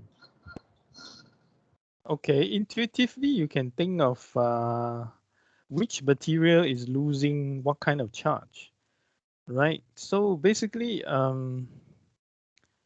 based on the discussion just now, so essentially during contact formation, right, the p-type semiconductor loses electrons, valence electrons, to the metal. So when that happens, the p-type semiconductor has more holes. Okay, so the metal becomes negatively charged, it has more electrons. So the direction of the built-in field points from the semiconductor to the metal, right? The positive charge points from, the electric field points from the positive charge towards the negative charge in the metal. Okay, so based on the direction of the built-in field, you can draw the Venn diagram. There is one way. Okay, so in this drawing here, the electric field points from the p-type semiconductor towards the metal. So by definition, a positive electric field with respect to positive x. So the Venn diagram should have a positive gradient, like this. Oh, I see. Okay, thank you. Yeah. Another way, there's another way, because in an ohmic contact, you have a pileup of majority carriers at the interface. A pileup means you have a higher concentration of majority carriers at the interface compared to the rest of the semiconductor. So in drawing the band bending, all right, so essentially how to represent a higher concentration of majority carriers here. In this p-type doped semiconductor, the difference between EV and EFS must gradually go down as you approach the interface. And of course, in some cases, EV can cross and go above EFS. All that simply means is that you have a high concentration of holes here. So you should realize that EF can go below EV in a semiconductor with a very high concentration of holes, or a very heavily doped p-type semiconductor.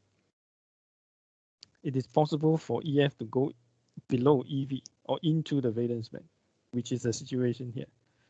Okay, so there's another way to draw the band diagram. All right, so the band must bend upwards like this, so that the difference between EF and EV in the semiconductor goes down, and it can go negative. All right, in this example, it has gone negative. All right, in other examples, they may not show it so explicitly, like in this case, all right, they don't show it so,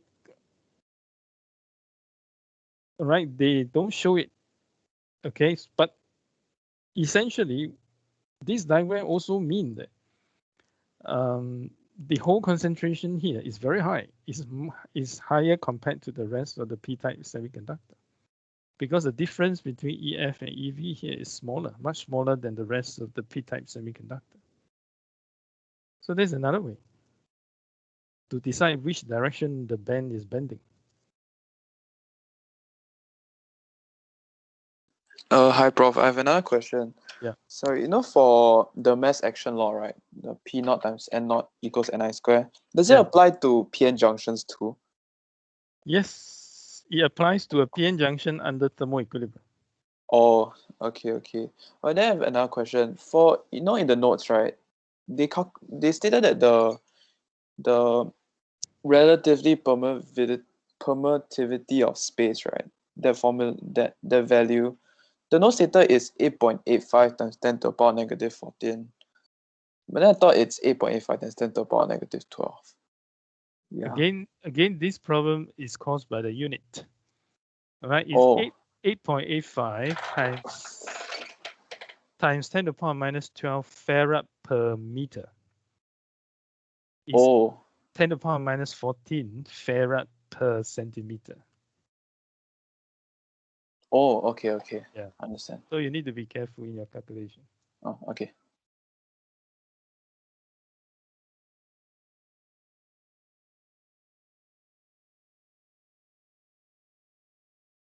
Hi, Prof. May I ask another question? Yeah, yeah. May I ask what are the formulas on the formula list that we need to know the deduction to?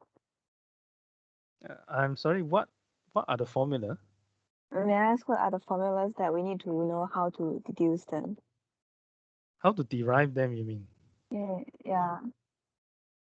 Well, it's kind of difficult to answer this question. It can be anything, right? Any formula.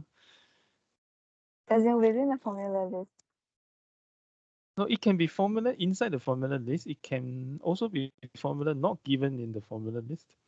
You can be Yeah. asked to derive them. But for formulas like the formula for recombination rate and thermal generation rate, or maybe E equals HT over sigma. Do we need to know those too?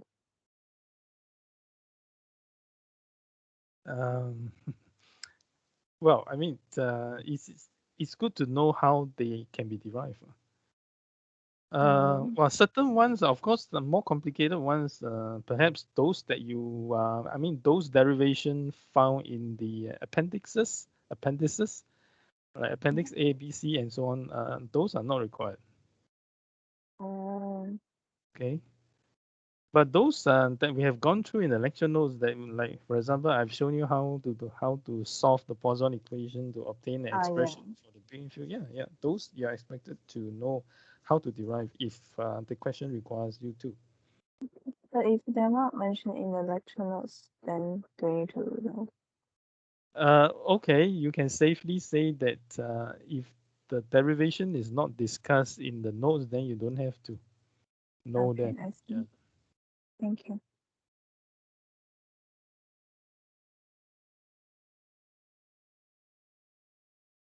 Hi, Prof.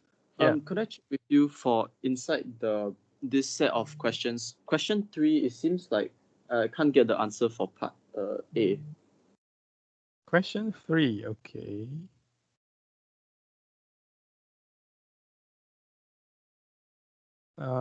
So you're referring to this question that I'm showing you now? Yes. Okay. You cannot get the answer for part A.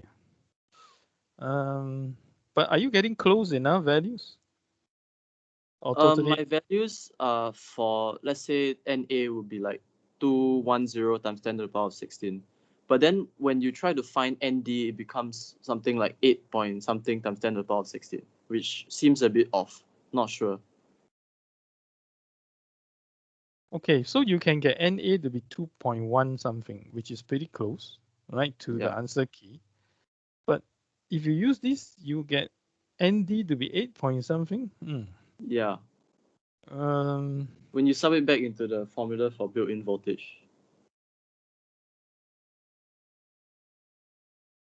okay. I would say you need to be careful with the values you use for KT over Q. All right, because this term appears in an exponential function, so any slight difference can cause some errors in your final answer. Actually, I did consider that, and when I tried to make the value more accurate, it just put my answer further away from the correct value. Further away from the correct value. Yeah. Okay, you give me a second. All right, Okay. let me counter check the numerical values first. Okay, I got lots of things open. Let me. Okay.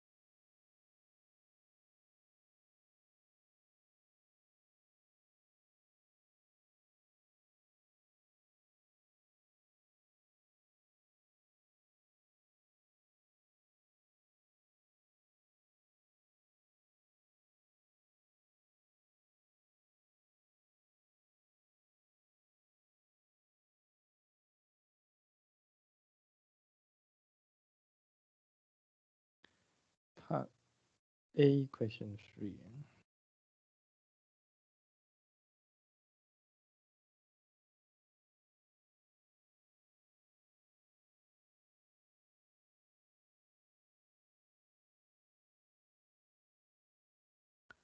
All right, just to double check with you, so you should have an expression NA and D, right? The product of NA and D. What is the value on your side? The value of NA and D. NA times ND. This expression can be obtained from the built-in voltage equation, right? Yeah, I didn't actually calculate NA and D prior. I directly subbed it into the equation. So is there a possible reason?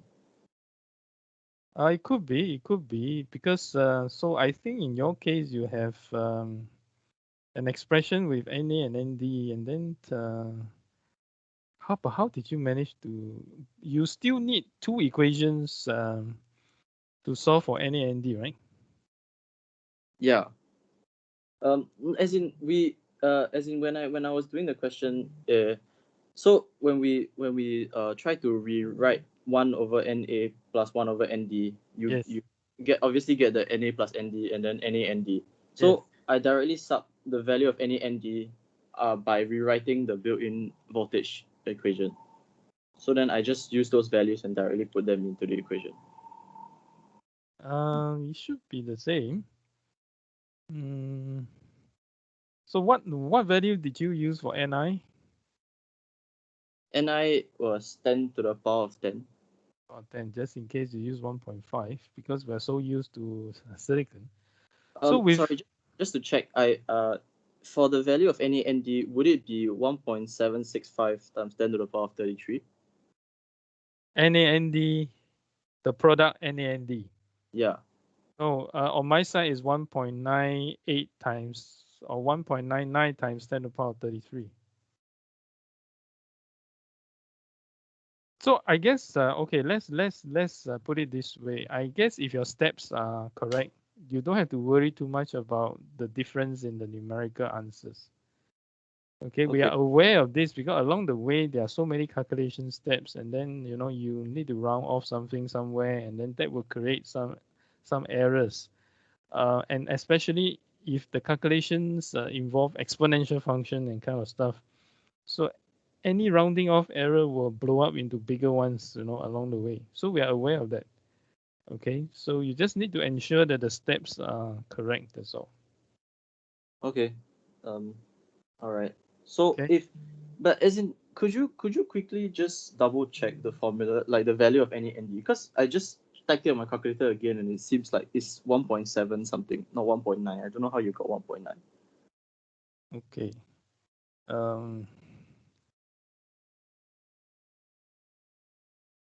So given the built-in voltage to be 0.79, right?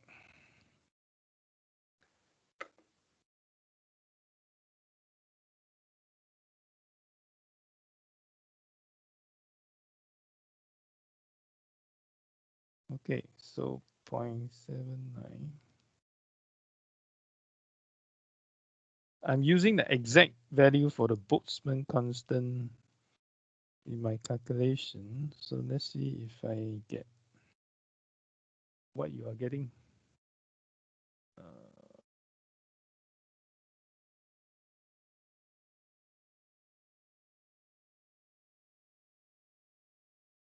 All right, so if I use the exact value like 1.38 times 10 to the power minus 33 and 1.6 times 10 to the power minus 19, and the temperature is 300 K in the exponential term, and the result I'm getting is 1.82 times 10 to the power 13, which is different from what I have on paper. And I guess the difference is caused by the values of KT over Q.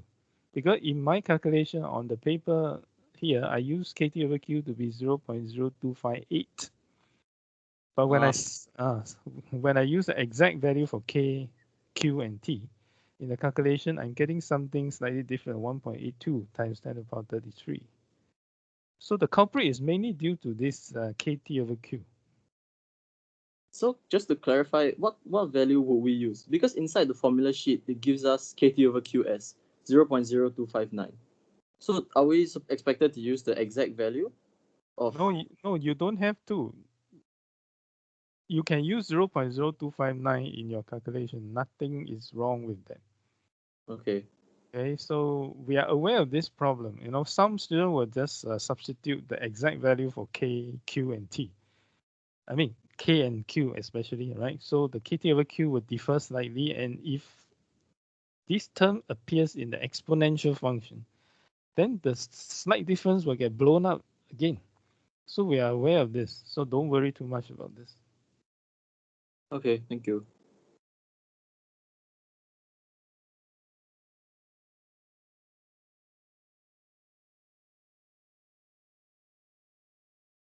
Hi Professor, I got a question on the derivation of the built-in voltage of the PN junction. So we use the Poisson equation to derive it, but Prof Ng after the tutorial on Tuesday, he said it's also effectively the Gauss's law. So but Gauss's law says it's a surface. It's for any surface. Okay, so the thing that you need to realize here is that the Poisson equation and Gauss's law, they are actually cousins. All right, one is actually in the differential form, the other one is actually in the integral form, but they are the same. Okay, so I think that's what Prof Ng is trying to mean, that you can use either Poisson equation or Gauss's law in your analysis, and the outcome is actually the same, because they are the same equation. Originally, one is expressed in integral form, the other is expressed in differential form. That's all. Does that answer your question? I think so, yeah. Okay, thanks, Prof.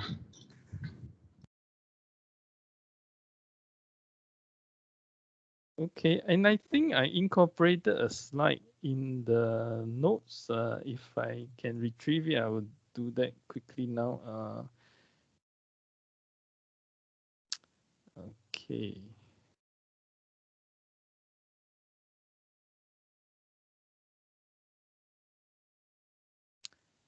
I think it's here. Okay, let me try to bring it up.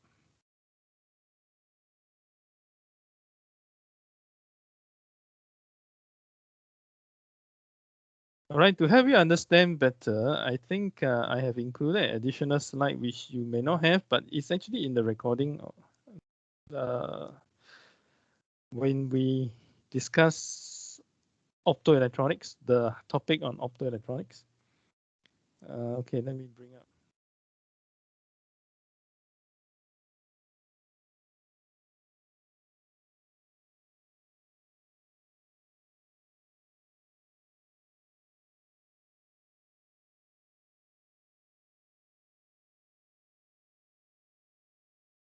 Can you see the slide now?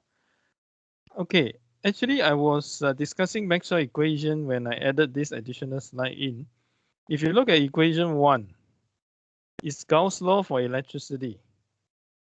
All right, if you look at the differential form, it's actually the divergence of is essentially the differentiation of the electric field on the left side is equal to rho over the permittivity. Okay, so the rho is actually a charge density, right? So if you look at the differential form, this is actually Poisson equation in three dimensions. This is Gauss law in this is the this is the integral form, which is Gauss law in 3 dimensions. They are equivalent. They are equivalent.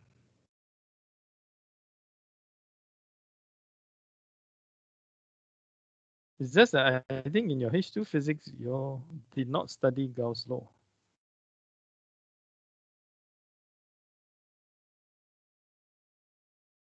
Now, during the discussion on capacitor, right, I gave a very short background discussion on capacitor. We apply Gauss law in 1 dimension. Okay, So that is a simplified form of Gauss law in one dimension. You can refer to the notes on the capacitor 101.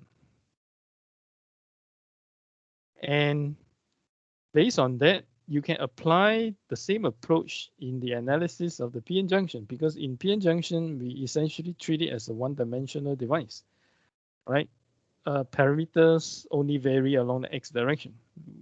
Okay, x equal to 0 is the metallurgical junction.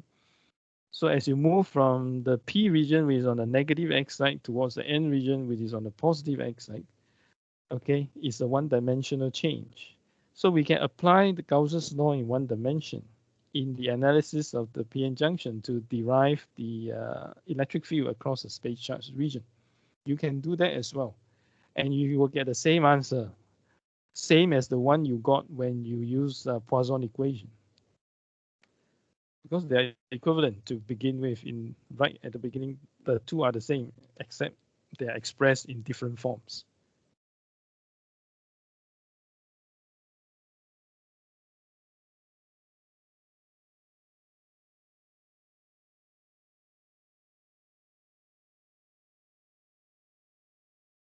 Okay. Okay, thank you, Paul.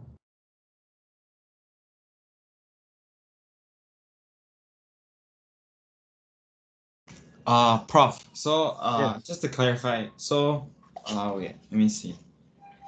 So the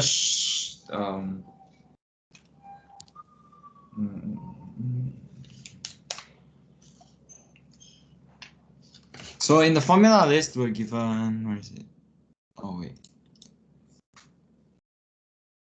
Okay, so so for the reverse saturation current of a Schottky diode is I naught. I naught is equal to A star T square exponential minus Q, the Schottky barrier height, and then over KT, right? I'm sorry. I missed the first part of your question. Okay. So the reverse saturation current I naught is equal to of a Schottky diode is A star T square, then e to the power of negative Q phi B over KT. Yes. Then phi B is in EV and KT is in joules. Is that the correct units? No. Oh, okay, yes. Let's put it this way. Okay, Q phi B over KT. Yeah. Right. So phi B is in EV, yes. Right. So no, hang on. Phi B is in volts. So Q phi B is in EV, but you can convert EV into energy. Right? Yeah. So the units essentially should be consistent, right? So okay. It all depends on how you manipulate the okay, I think I can type something out to be clearer. Okay, give me a second. So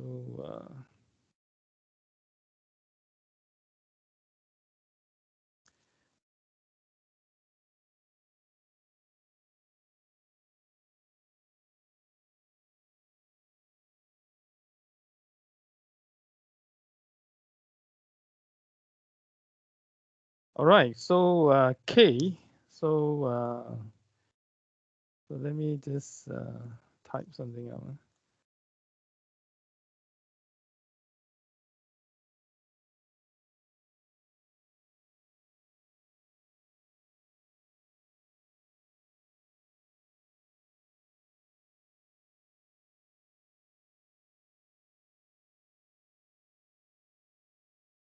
So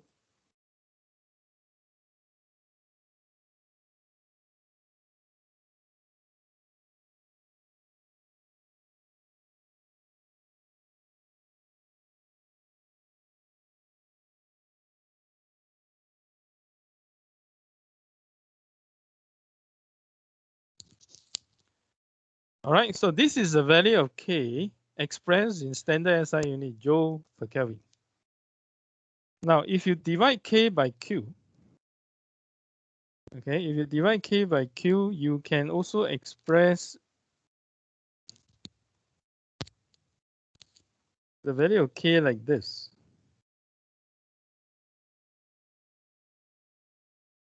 If you divide K by the value of Q,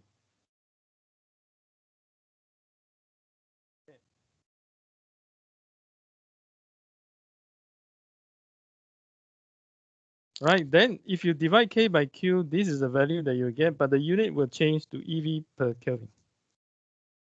So it really depends on which unit you prefer to work with, okay? So let's say in the expression that you mentioned, right? So there is an exponential term, but essentially in the exponential term, you have this. In the exponent, you have this expression Q.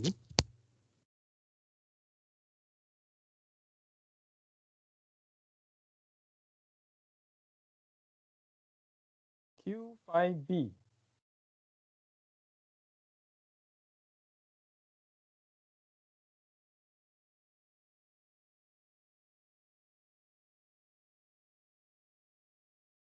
Phi B over KT.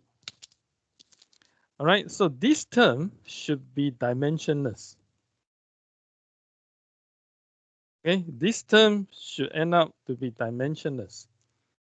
All right, so one way to deal with this is that if you decide to use a unit of EV for the numerator, Q phi B, then the denominator should also must have a unit of EV. Okay, so in calculating the value of KT, you can use this to calculate. Right, you can use this 8.62 times 10 to the power minus 5 EV per Kelvin. So after multiplying by temperature, you get a unit of EV for KT. Alternatively, right, you can just substitute in the value for Q, which is 1.6 times 10 to the power minus 19. And then you substitute the value of K to be 1.38 times 10 to the power minus 23. If you do that, then phi B will have a unit of volts. Right? So you need to be careful in dealing with the units. So Q phi B has a unit of EV. Phi B has a unit of volts. So it all depends on how you want to work out which value of K you want to use. If you prefer 8.62 times 10 to the power minus 5, then Q phi B will have a unit of EV. Do you know what I mean? Oh, okay. Thank you.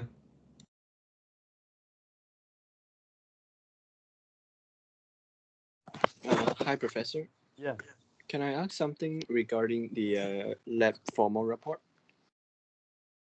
Yeah, sure. We are given 3 weeks, right? So by right, the due date is next Friday. Okay.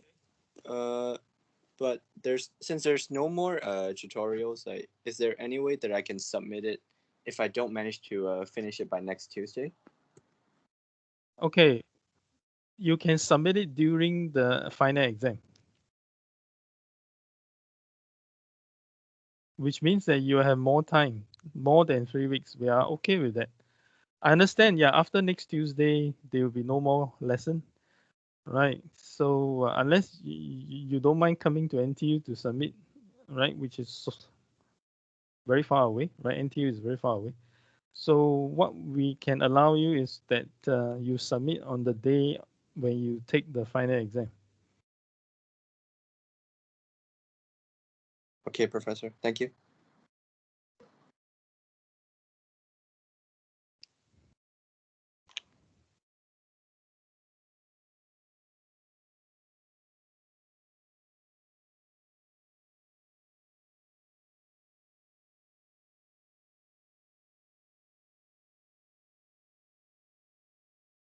Hi, Prof. Can I ask a question about capacitance?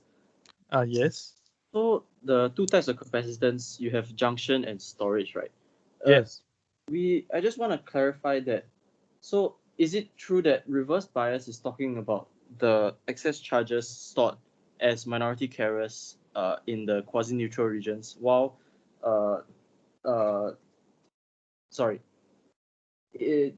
junction capacitance is the one that is stored as minority carriers, while storage capacitance is the one inside the depletion region? Or is it the other way around?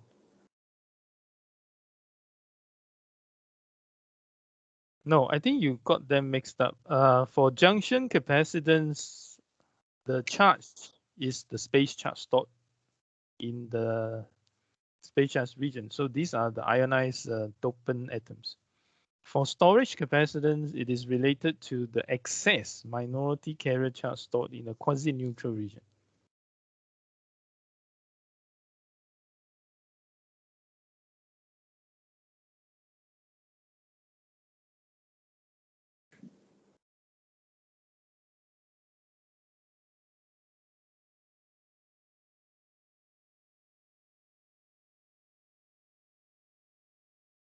Okay, remember junction capacitance refer to the space charge. Right, it is related to the space charge stored in the depletion or the space charge region. But storage capacitance is related to the excess minority carrier charge stored in the quasi-neutral region under forward bias condition.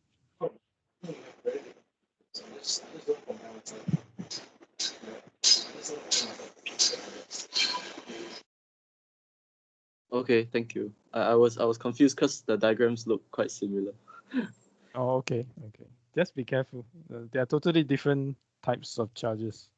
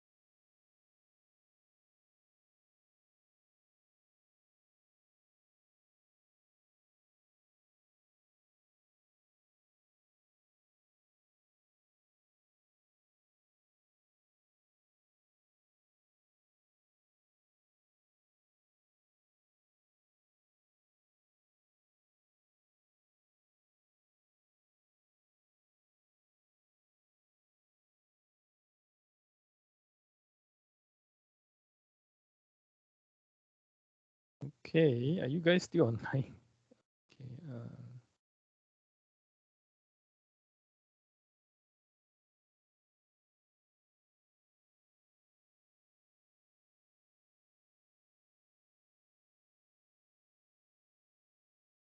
Hi, Prof. Yeah.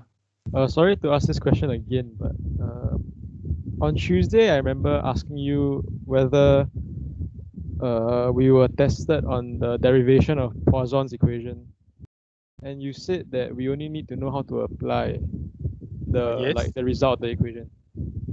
But just now, I think you told one of the students that we should be able to derive it. So can I ask again whether we would be or could be like tested on the derivation of the Poisson equation? Okay. To clarify that, well, essentially, you're not required to know how to derive Poisson equation itself, but you need to know how to apply it, right? We have discussed in the notes where we applied Poisson equation on a PN junction to derive an expression for the electric field across the space charge region. For this, yes, you may be tested.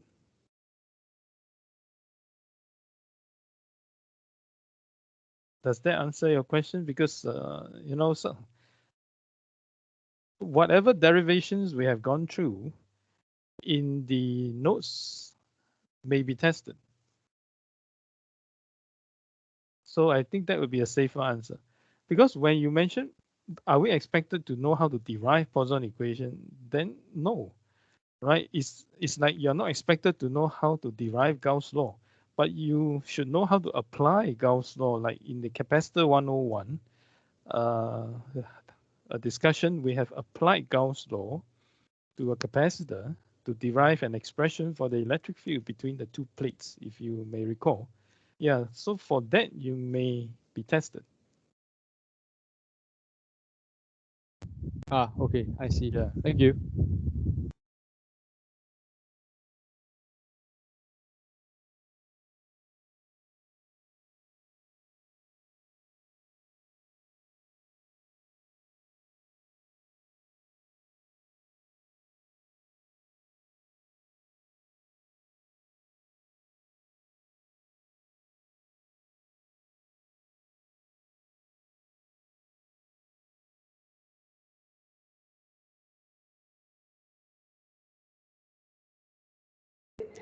Hi, Prof. Can I check if we're going to have another session to discuss the test 2 answers? Because I think it mentioned in a previous lecture that we might hold an extra session to discuss those. Yes, the session has to be online. Yes, test 2 is on 27 April. So let me see, 27 April, test 2. Huh? So between 27 April and 11th May, 11th May is your exam, right? So between 27 April, 11 May, you have 2 weeks. So I think a good time to have a discussion on test 2 will be sometime in the week 3rd May to 7th May. Since most of you are here, I don't know which day you prefer. Will you prefer it to be on Thursday, which is 6th May? Or will you prefer it to be earlier? Because since we have a regular slot on Thursday for the lecture, then yeah, it might be convenient for most people on Thursday. But if we shift it to another day, then it might clash with your other schedules. So my thinking is that we can have an online session on 6 May, same time, 4 p.m. Right, 6 May is a Thursday. So 6 May, 4 p.m. to go through test 2. Okay, thanks, Prof. Yeah. So if the rest are okay, then I can schedule an online discussion for test 2 on 6 May. So you should get the link later on.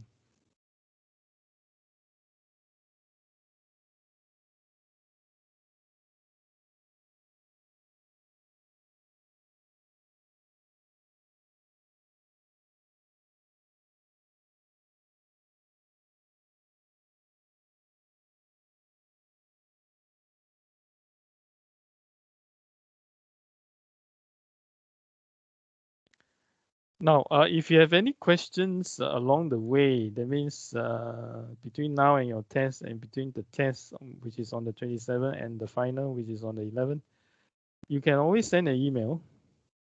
And if it is more convenient to speak online, you can just let me know. We can arrange a particular time to talk through Teams, right? So I can address your questions.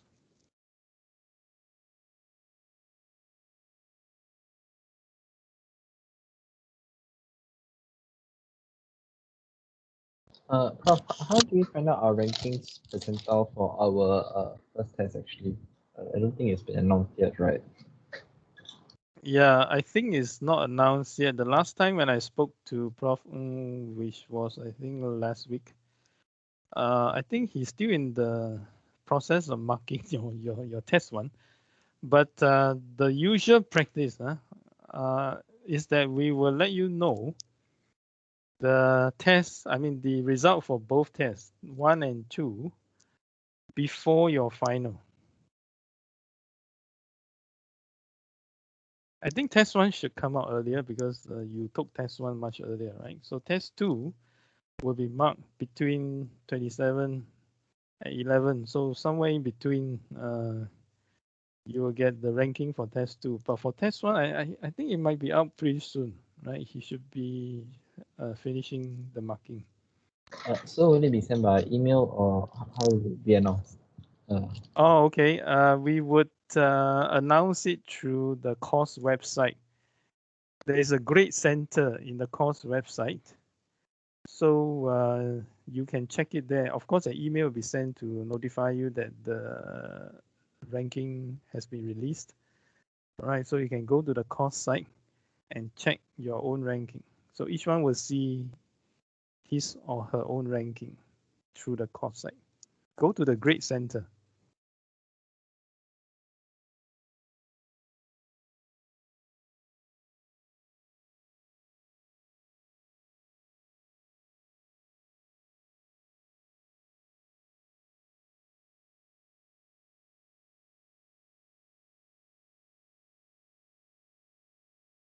Prof, it's in the NTU Learn site, is it? Yes, the course site on NTU Learn. Yes, the same place where you downloaded all your notes and other stuff.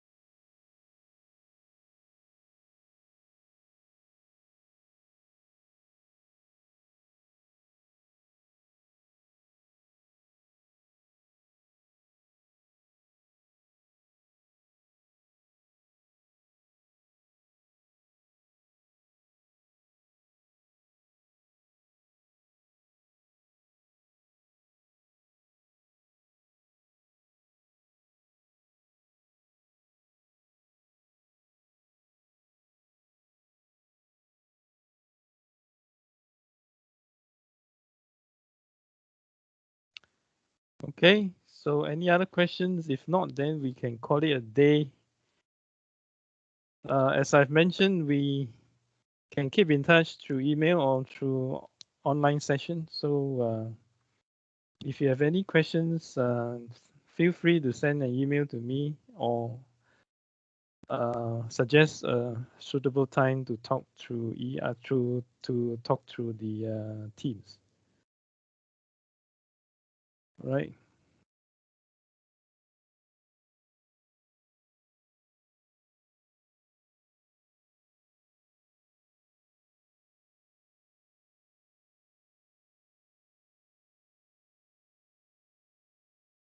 Okay, so if there are no other questions, so let's call it a day and see you on Tuesday during the test. All right, remember to check your schedule. So there is no tutorial on Monday, all right? So don't make a wasted trip to HCI on Monday. There's totally no tutorial on Monday, okay?